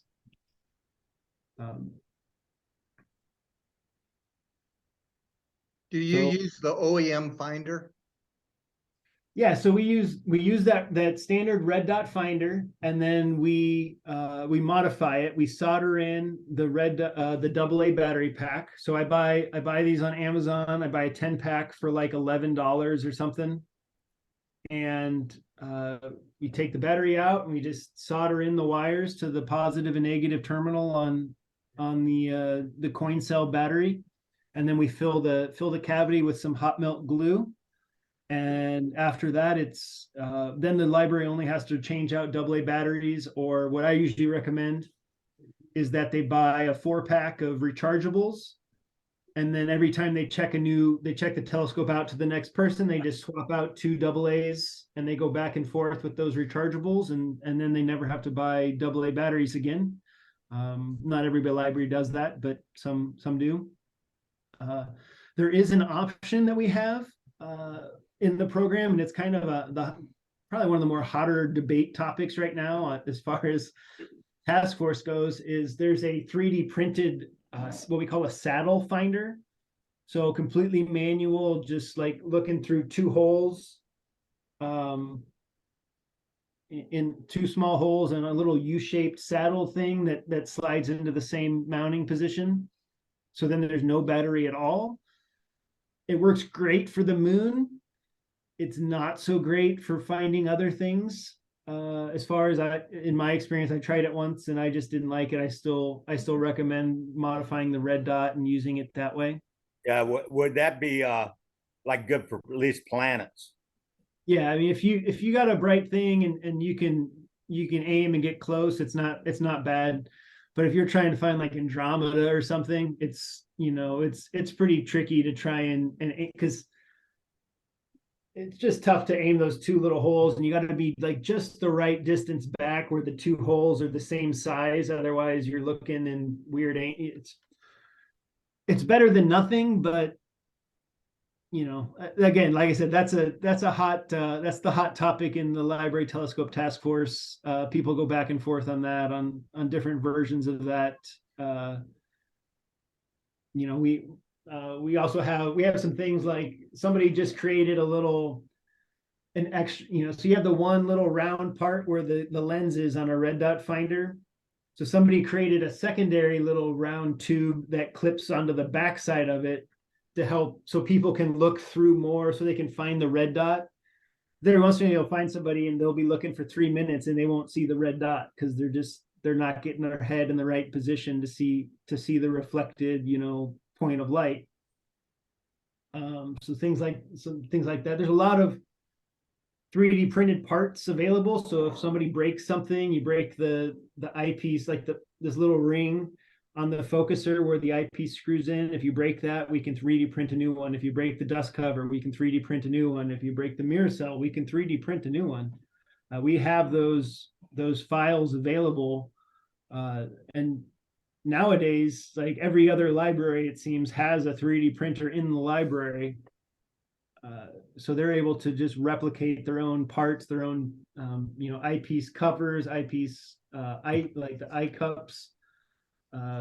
All of those parts can be replicated in a 3D printer for pennies versus trying to find a replacement from Orion or Zumel or someone.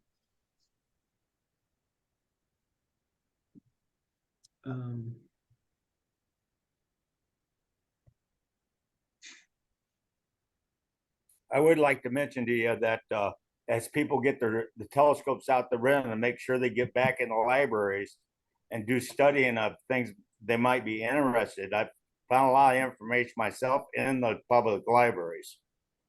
Yeah, I think. Oh yeah, yeah, and I think I don't know. I was pointing at the telescope a lot the last little bit, and I don't think you were able to see it because I was sharing my screen. But yeah, it's just it just works, you know. It's been about 15 years now, and they've refined the process of the modifications. You know, we put all these strings on it for the caps and covers, so that they're not looking for this little piece of black plastic in the grass at night.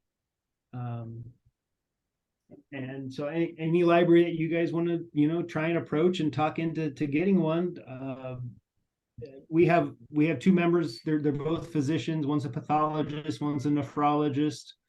Members of our club that will donate the eyepiece for any telescope purchased for the library telescope program. So,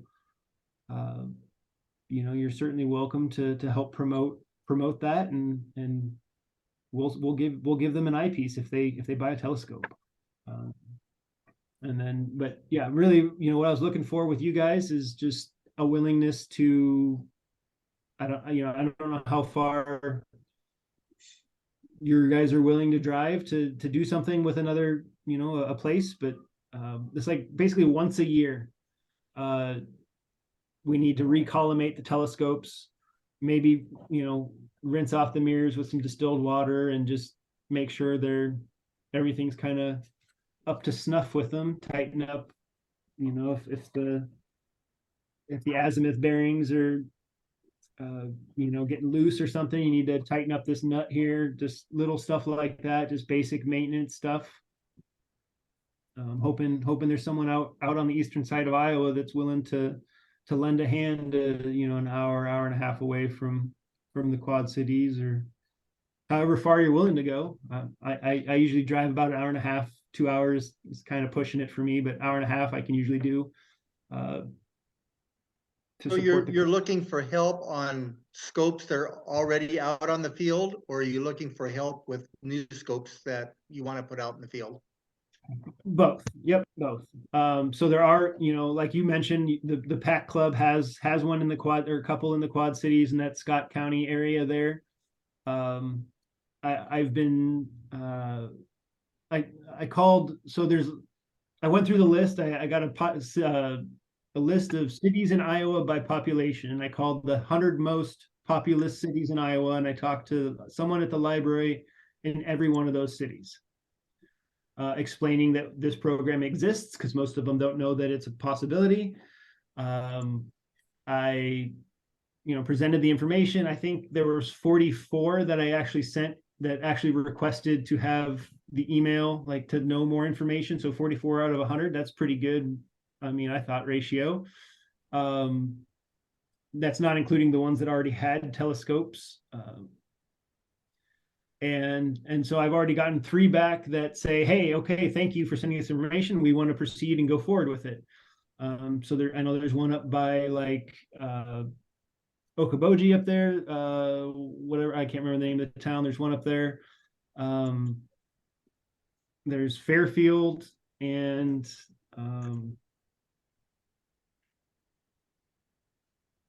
whatever the other one was. I don't know. I can look at my So email. do you have like a map of where you need people that you can send us so we could see if anybody wants to do certain areas?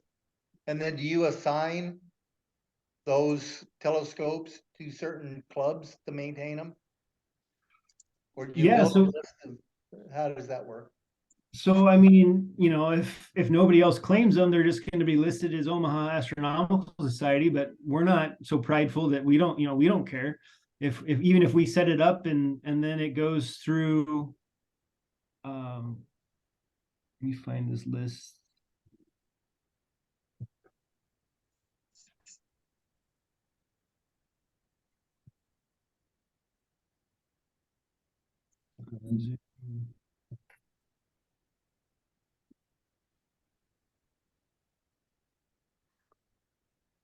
So here is.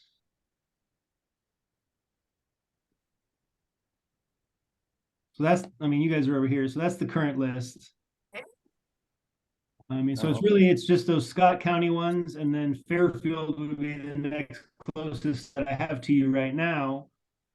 But I'm expecting to fill in some of this area, you know, with some other libraries that have expressed interest. And you know, it can be anywhere from a 1 to 6 month process for a library to get board approval to find funding for these things. They either have to write them into a grant, they have to find you know, the Friends of the Library club or group or whatever that can do a fundraiser or some type of way of funding these telescopes. So it's not just, it's very rarely that a library can just say, yes, I want to do it, let's do it now.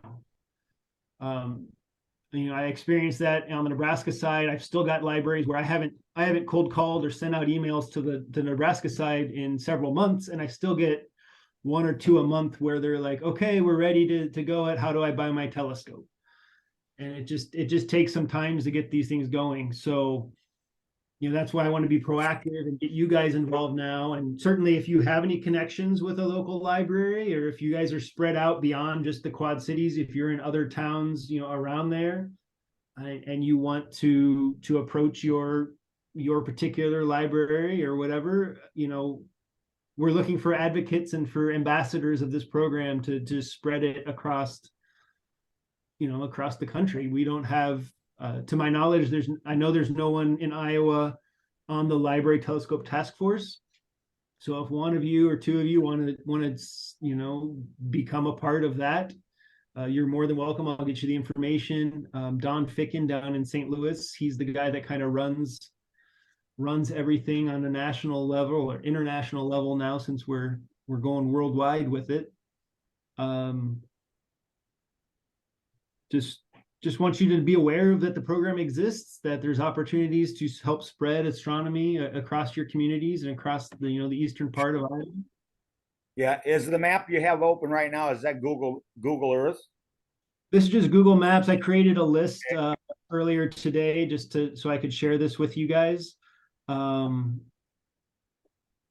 This is the other one. This is a new one that they don't actually have a telescope yet. Esterville, I think. Or no, they actually do have a telescope. Where's the other one that is new? Nevada has one. I think it starts with a B. Omaha area, Des Moines, Quad Cities. Yeah, Woodbine and Logan, those are the two that I did recently. We had some news articles written about it.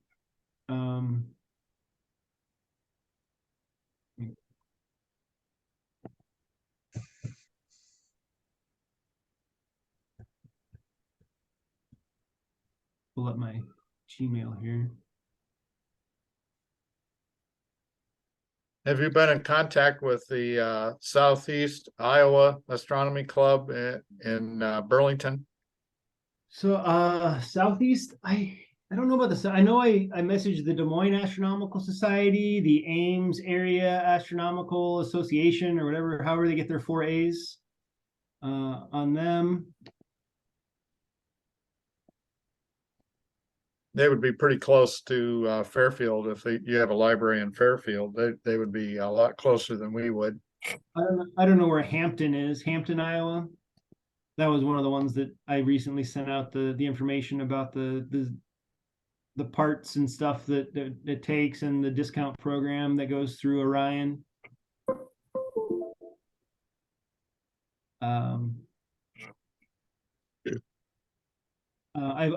I've recently been talking to it's like the state library of Iowa, so the state organization that kind of oversees all the public libraries. There's a lady there named Emily Bainter. She's going to be disseminating a lot of this information to basically all 490 some libraries you guys have. So I expect to get a lot more information. It's a lot more credible when it comes from them, because they have a relationship, you know, with those people, versus some random guy calling, you know, over his lunch hour, whatever, talking about telescopes. so I foresee in the next coming months that we're going to have a lot more people getting back to us about interest in starting library telescope programs, across the state of Iowa. Just like I continue to have interest expressed from across the state of Nebraska. And we'll use, get them involved in this library. The Facebook group and stuff. So, it's just looking for people, basically just to make you aware of that this program exists, and then see if it's something that it doesn't have to necessarily be a completely club-based effort. If it's just you have a personal interest in helping out, that's good enough for me. It doesn't necessarily, we're not looking to tax your club as far as funds or anything. We don't need any of that. Just people willing to spend a little gas money to drive out to a different random library, maybe a little bit further away from home than you normally get your outreach to. We're gonna be talking to any astronomy club that you know of in Iowa that would be willing to help. I want to try and approach them and get them involved as well, doing the same stuff.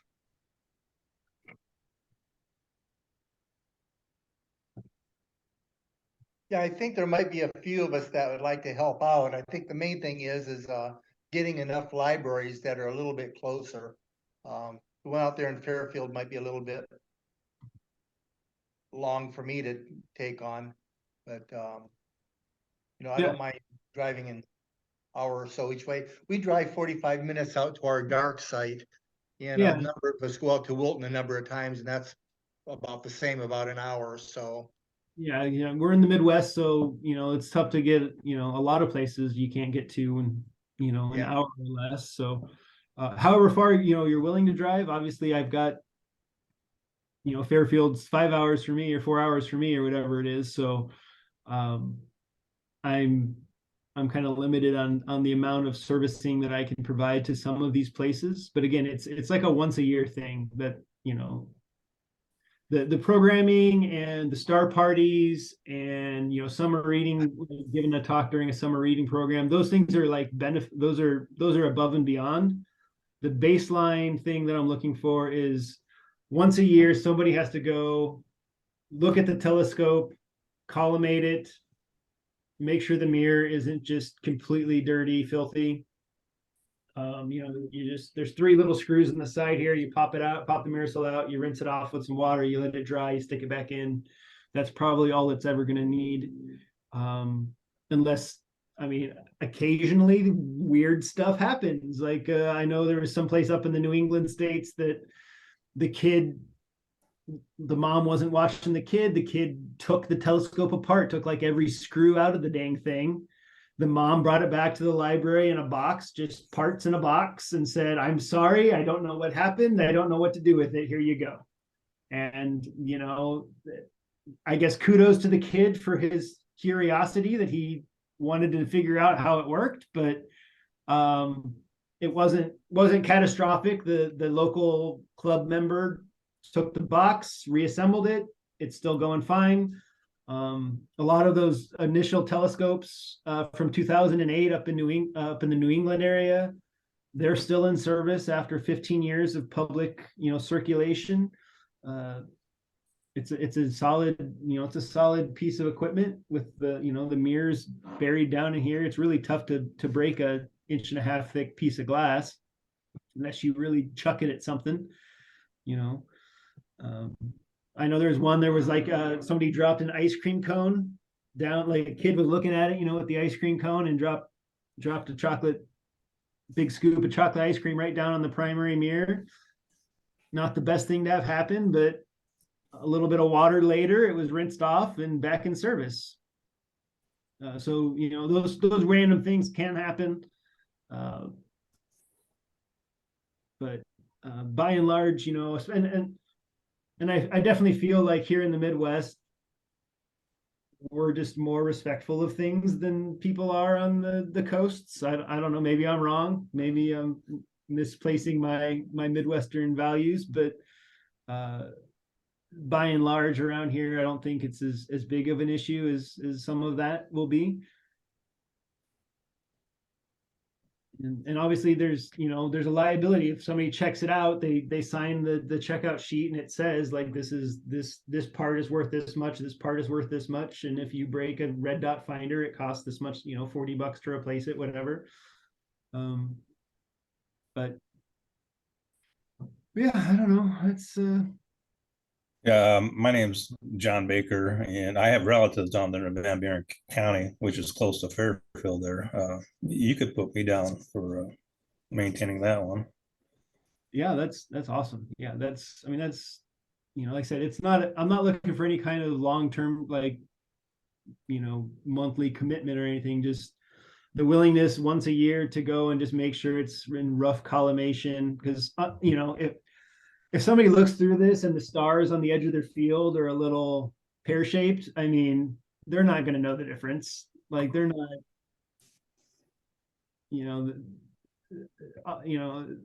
Right. they're not doing star tests and like, oh, this thing, the airy disk is so wrong. It's like, no, that they're just blown away when they get to see, a close up of the moon. They can make out the rings of Saturn. Right. People aren't searching for deep and dark, faint things. If somebody looks, they look through this and they can see the Andromeda galaxy, that's about as faint of a fuzzy as they're ever going to really attempt with this. And if they are going deeper and going for that, then that's when we need to try and get them pushed into an astronomy club where where they can get more access to, maybe, I don't know if you guys have loaner scopes like we do. Yeah, we do. Yeah, so we've got like 20 different loaner scopes that we, so I always tell the people that are right around Omaha, I say, hey, if you have a kid that checks this out more than twice, like, you need to give them a brochure and send them our way, because we will foster that interest.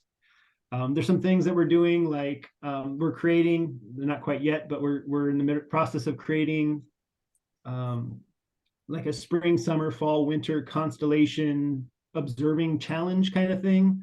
So they look, they find this object, or mostly Messier objects, brighter stuff. If they find this or that in these constellations in the spring, summer, fall, winter, they fill out a little sheet. They do a lunar one where they mark draw the terminator, identify these 3 craters, whatever, a couple of little things, and then turn it into the library. They turn it into us. We'll send them, kind of like the AL does, like an observing award, but just a little more low key, kid friendly version of that, just to kind of foster those repeat checkouts.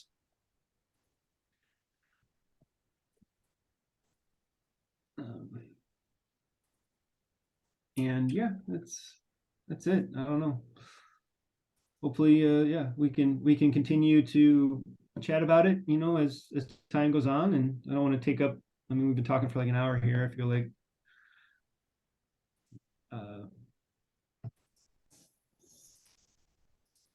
so I can send you guys more information if you're interested. And as those other, I'll keep you guys in mind as those other libraries come on board,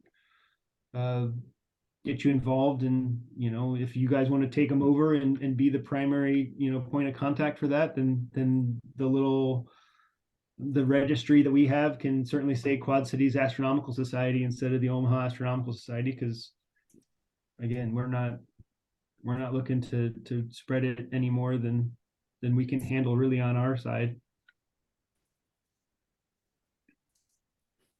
Anyone have any final questions for Mr. Modrcin?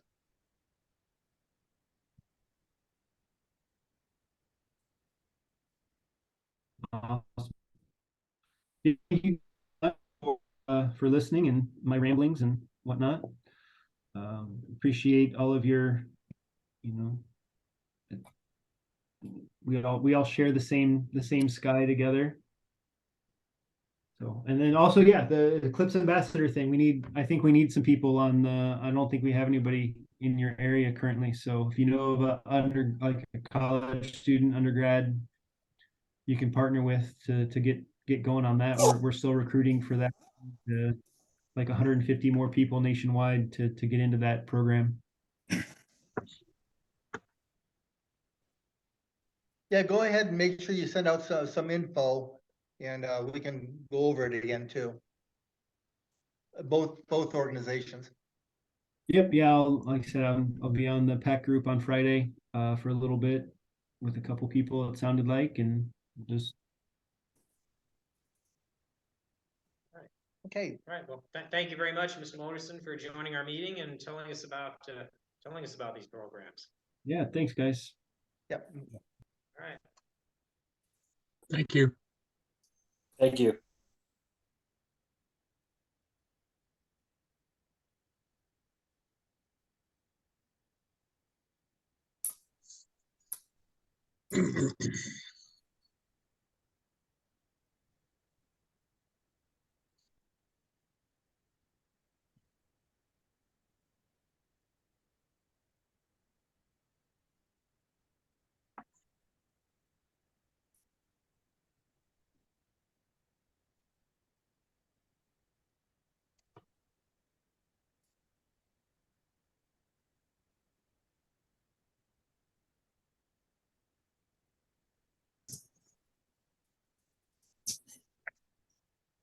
That one looks like a Byron one. Is Byron still on there? Yes. The little thing collapsed, so.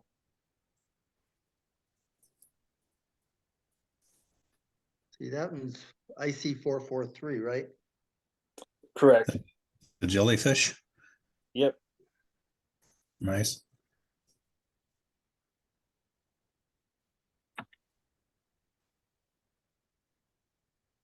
Which scope did you use for that? The Esprit 100. Okay. Camera?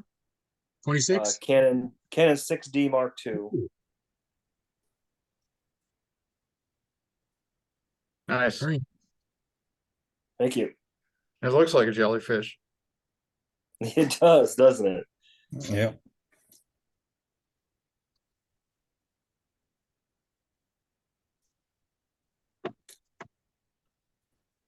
That one you took, Jeff? Yes. Nice. Is that with that new processing program? Yeah, that's with the Cyril is what I used on this. It's not new, although they have a new version just came out. I think on the 12th or the 13th. The beta 2 came out.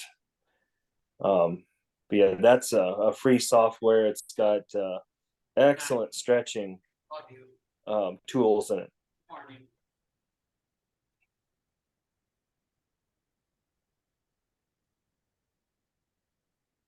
Very nice. Nice. One of the best pictures I've seen. One of that. Thank you. Yep.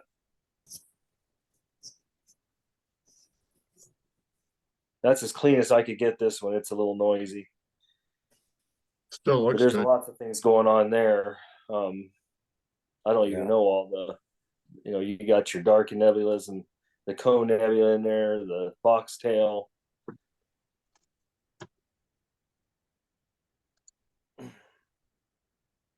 That's good.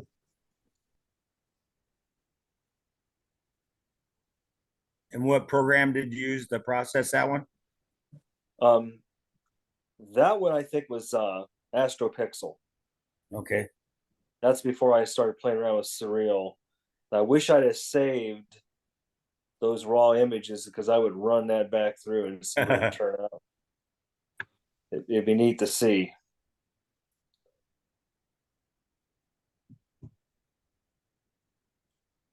This is a toughie. This is the Northern Trifid. I can't remember the NGC number. 1579. 1579. That one you gotta do a lot of time to get all the, because there's a lot more to it.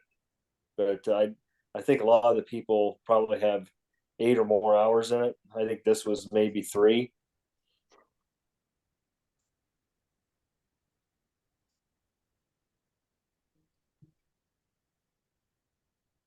And I stole that out of the original image of the cone because I cropped that cone in a little bit and I spotted the Hubble's variable nebula in there, and I just cropped it off and processed it.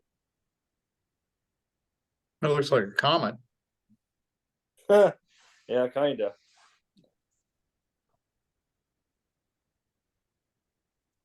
What is that actually? I don't know. Tell you the truth, I just saw it in there and I thought, what the heck is that? Then I got on the charts and it said Hubble's variable nebula, and I didn't really read much up on it. So if you go back to the cone, one more back. Oh, yeah. There you go. So about where you have your cursor there, if you go down, you know, if in the full image, about another inch down is where that Hubble's variable nebula is in that whole frame. It's pretty small. It is. Like I say, I cropped it in so you could see what it is. It's not real thrilling to look at, but I thought, what the hey? I think it's cool. Like a ghost. I took that one last night. Very nice. It looks like a Nordic helmet with horns coming out of it, kind of. Thor's helmet. Thor's helmet. Yeah. That's cool.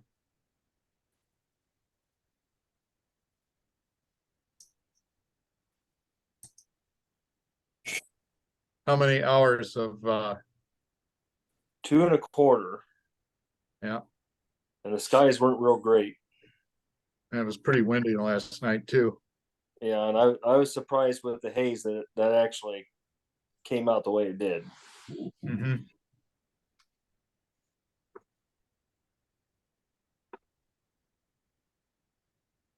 Nice. That's a Craig one. Yeah, it's a Stegmiller Nebula. If you look underneath the right wing perspective of how you see it, over center on the bottom, you can see a bow shock on a star, the bright one. Can you expand that one, Jeff? Keep going. Right there, Oh, you yeah. can see right. Stop. That's fascinating. I really was excited about that. I was having a little difficulty because when Jeff got one just before this, the same thing, and it was processed through PixInsight Complete. But I think what I did is trying to get the color and the detail out, I kind of baked it. So what I did is that I said, okay, PixInsight has a new color calibration. But if you crop the sub in its infancy, you lose all the location and time stamps on it. So what I did, and I'm seeming to have some success because I have APP, which has in its tools where you can color calibrate without any difficulty. So what I did is I went into PixInsight, I processed through Blink, subframe select, and color calibration in PixInsight, and then I did a little bit of noise reduction. And then when I did that, what I did is I went over, and in PixInsight you can split your color frame, even though it says one-shot color, into 3: red, green, and blue. Save that. Open up APP, download those 3 split frames, put it in a calibration of, by joining them together, combine RGB, and then you can go through the procedure where you can adjust the color to get more detail out of it. And then I saved that, went back to the PixInsight and stretched it using blur, star exterminator, and the noise reduction. And this is what I got. the reason why I went into APNP, because it has a color calibration that does pretty much the same as the new style color calibration. But you, like I said, you need your location that's stamped on the picture itself when it was processed. Yeah, this Yeah. Greg, this picture that we're seeing is a lot better than what we can see on Facebook or something. This is a lot clearer than what I thought it would be. Well, thank you. Yeah. This was shot. Oh my! This was shot with my Raptor 61 using my ASI 2400 MC, using it's nebula. So yes, I was using the L Ultimate, which is a new filter for the first and only time. I've also been forwarding these on to other people so they can enjoy your pictures, Greg. Well, thank you. Yep. I've got some new ones, the Leo triplets, and last night I did the Hamburger Galaxy in Leo, and I did 101, and I'm processing those right now. The hamburger have any cheese on, Craig? That's the one I overcooked. Oh, wow, that's nice. Wow. That was a very windy Thor's. I was down at the beach on a windy night. I had my 180 that was doing the Seagull, the one we were looking at. And this was done with the 9 1/4, C9 1/4 with a 63 reducer. And I literally halfway through the night, because it was juggling around so much, that I took the dew shield off, which was doing nothing anyhow because I have dual heaters. And it was windy enough, there was no moisture or frost, though it was cold. And I would say there was about 1 minute shots. There was about 180 subs during the night, and I threw about 80% of them away. I mean, if they're no good, they're no good. And I would like to do more time with this when the time comes. And that one strictly is APNP or Pixin site all the way through. Yeah, that's quite a bubble. Yeah, Thor's helmet again. Not the best, but close. Okay, that's all the pics I got. I've got some pictures. Go for it.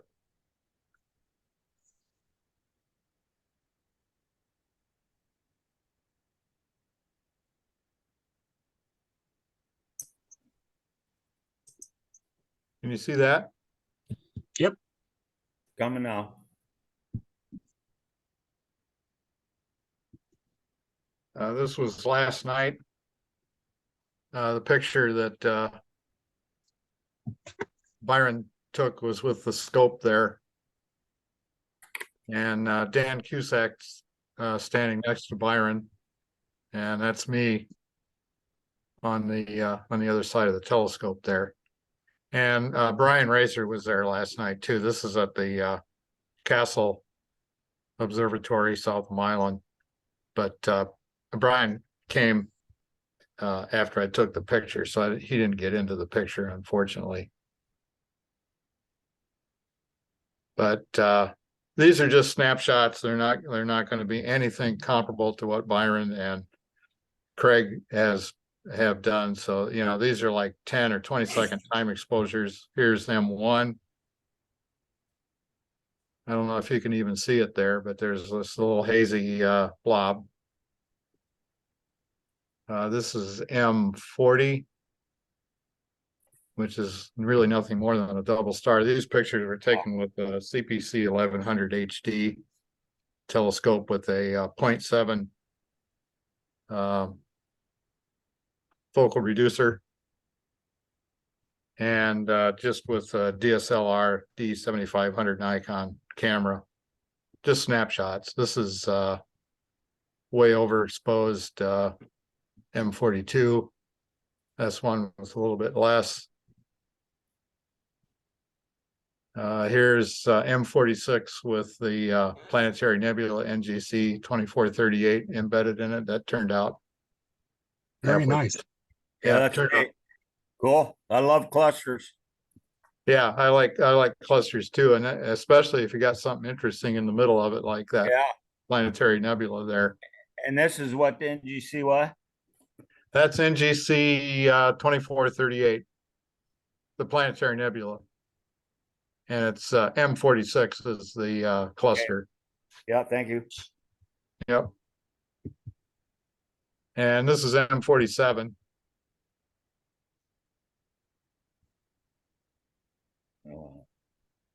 This is M48. I'm just going to go through these fairly quickly because I got a lot of them. This is M49, which is a galaxy. Actually, I didn't have time to figure out what all these other galaxies were, but there's a bunch of other much dimmer galaxies. This is M53, which turned out rather well. And this M58, which is kind of it looks like a little bit of a barred spiral galaxy. M59, and it looks like there might be some other hints of galaxies out there too that are dimmer.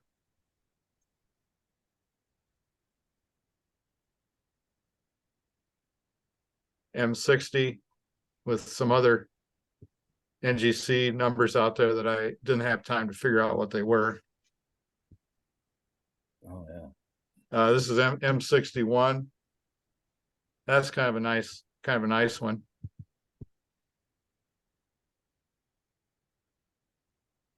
I enjoy these pictures. They're real good. It's kind of like what you're seeing with the naked eye through the telescope.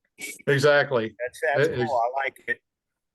Exactly. If you look in the eyepiece, you see something similar to this. Maybe not quite that pronounced, but obviously, if I really took the time to stack and do a lot, you could probably get a lot more detail out of it. But these are just quick snapshots. This would be like what you would do for a Messier Marathon. I did like half the Messier objects last night, and by midnight I was froze and quit. This M64,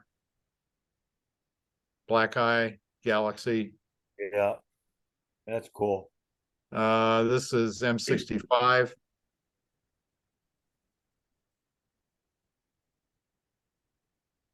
This is M66 here in the lower portion, and I don't know what this one is up here. That's 65. Is that 65? That's the S65. Yeah. The Okay. hamburger is on the screen up to the right or left.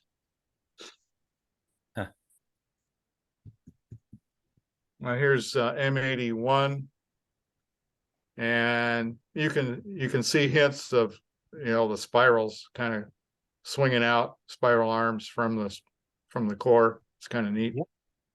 Wow. That's M82, which for my money that was the best shot of the whole night. There's one that's probably burned out too much, like Craig said, but that's good. It's enlarged. It brings out the color.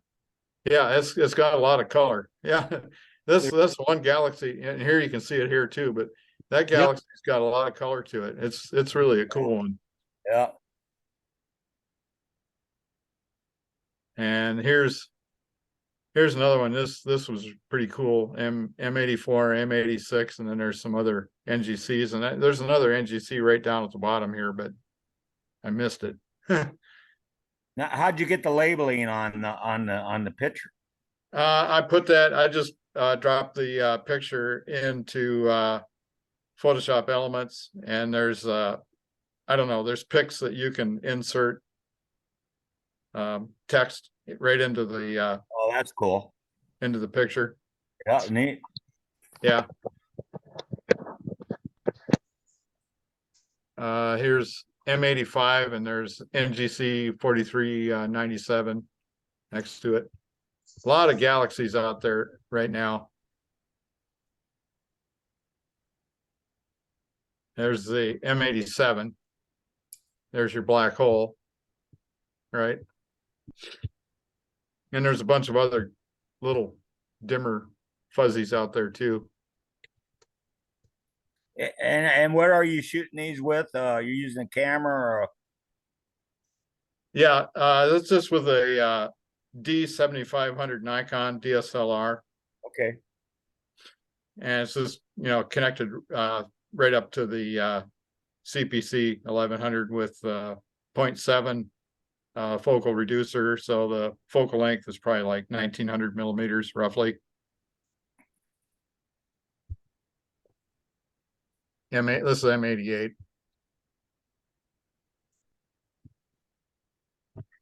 And this is M89.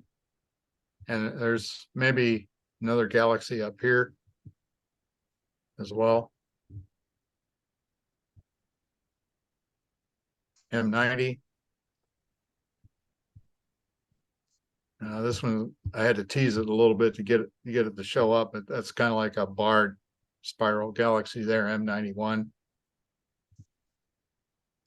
Here's M93, the butterfly cluster. I had a bunch of pictures of this, but this one was like a 4-second time exposure. So it was a very short, relatively short exposure to make it look more like a butterfly. Byron wanted me to reduce the exposure so it looked more like a butterfly. When you actually look at it with a lot more exposure, there's so many stars, it's really hard to figure out what it is. I don't know. You got to have an imagination, I guess. I don't really see a butterfly there, but it's a pretty cluster anyway. Here's M95. That kind of looks like a Omega symbol. M96. And this is M97. I don't know if you can see it on the screen there. There's a real little kind of bluish. There, I don't know if that makes any better. Enhance more. Can you see it? Yeah. Pretty good. And here's M98.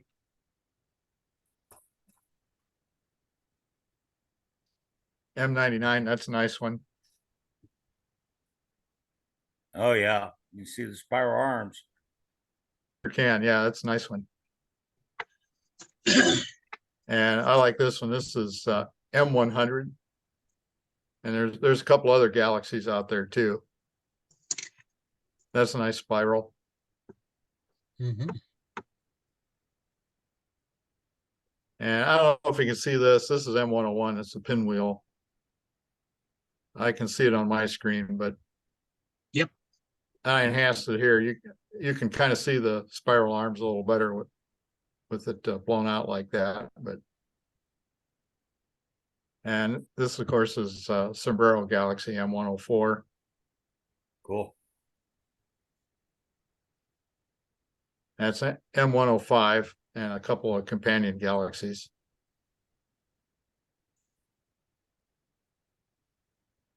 And this one doesn't show up. This was M108, doesn't show up really well. I think my focus was a little bit off right there. M109, it's kind of tough to see. So not all these are as successful as others. This is a Rosette cluster, NGC 2244, which is in the Rosette Nebula. And this is the Needle Galaxy NGC 4565. Oh yeah, that's cool. That's really, it's amazing how big that is. Yeah. I think that's all I got. Pretty successful. Yeah, that's pretty cool.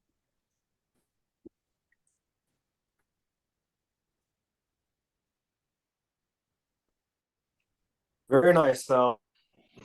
Excellent. Okay. You know, we're only about 6 or 7 minutes before 9 o'clock. Do we have a treasurer's report available? Yeah.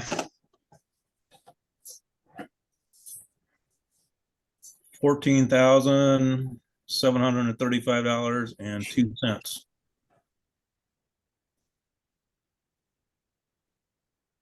Is that total? Or That's total, yeah. right? We have a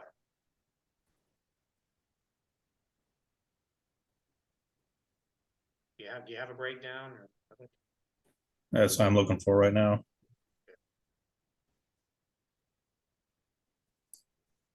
Let's see.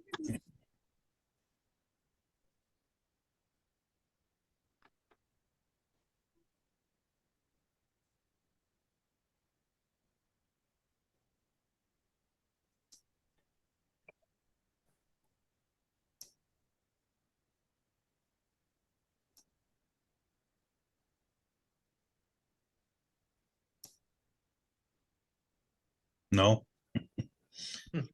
Only because I don't know how to get to it. we have a motion to accept this treasurer's report? Cecil moves. You have a second? Second. Sam seconds. All in favor? Aye. I Treasurer's report is accepted. All right, is there anything quick about observatory expansion? no. Just except what Jeff's showed us the other day with that gate opener and closer. I think that would work. Yeah, wasn't that close to 6,000 pound capacity? Yeah, 5,700. Yeah. Yeah. And I think we're still waiting for Scott to see if he says something about his. Scott. Hortzman.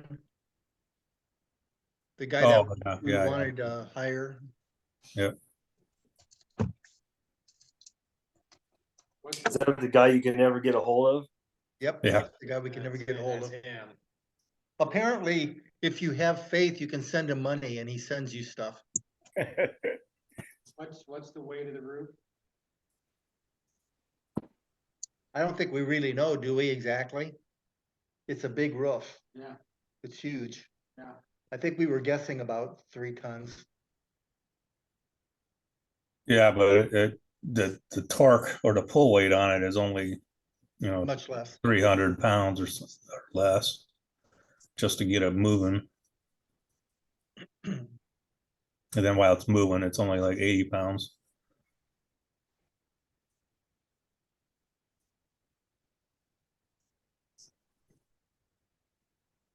That it?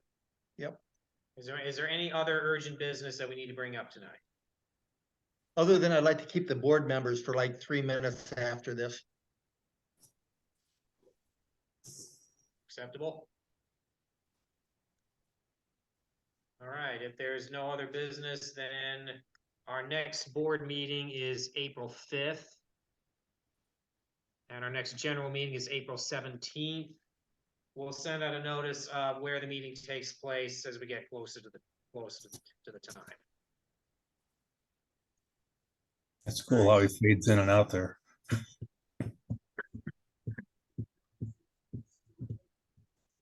Nothing else. We have a motion to adjourn. Cecil moves. Yep. Second. Sam seconds. So thank you all for joining the meeting. Thank you again to Mike Modrcin for his presentation.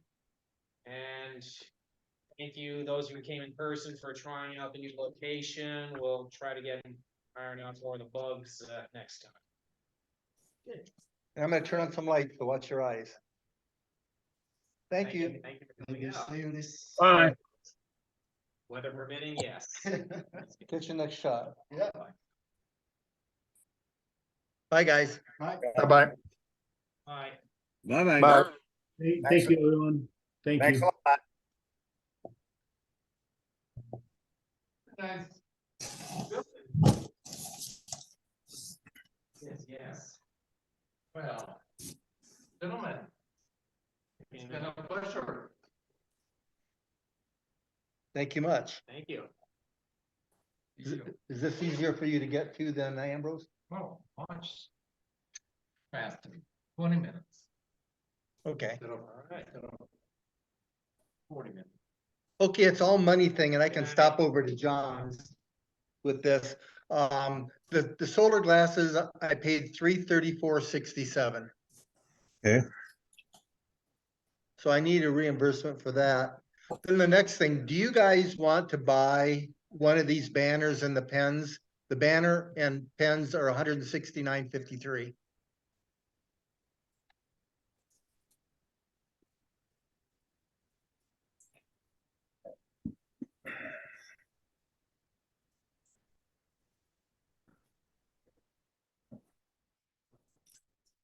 I've got a red one and I've got a green one. You can buy them both, but I figured I would keep one. And like hand them out like at Putman events or something like that. Well, the banner, I thought that we'd use for any outing we had. The pens, yeah, whatever, you know, if we wanted to give them to club members that, you know, are running events, we wanted to keep them for our sign-in books. What it was is I got a promotion that if I bought a banner, that I would get the pens for free, and the banner was $169. Then after I went ahead and did that, then there was another promotion that was offering if you spent X amount of dollars, I can get a second banner for 110. So I went ahead and placed an order for another banner. So the initial order was 169 for the banner and pens, and then another 110 for a second banner. So I don't know if the club needs two banners or not. I guess if we were doing multiple events, we could use them. Or if we had more than one table, we could use them. Or if we wanted to leave one out at Dixon and have one here in town, so that we didn't have to drive out there to get it.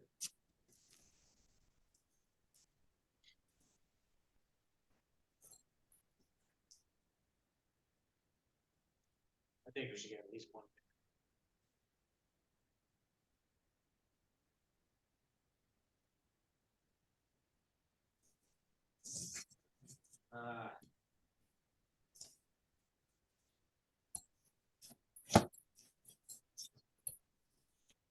Mike? I just want to get through March and April. It's a devastating month for me. Oh yeah.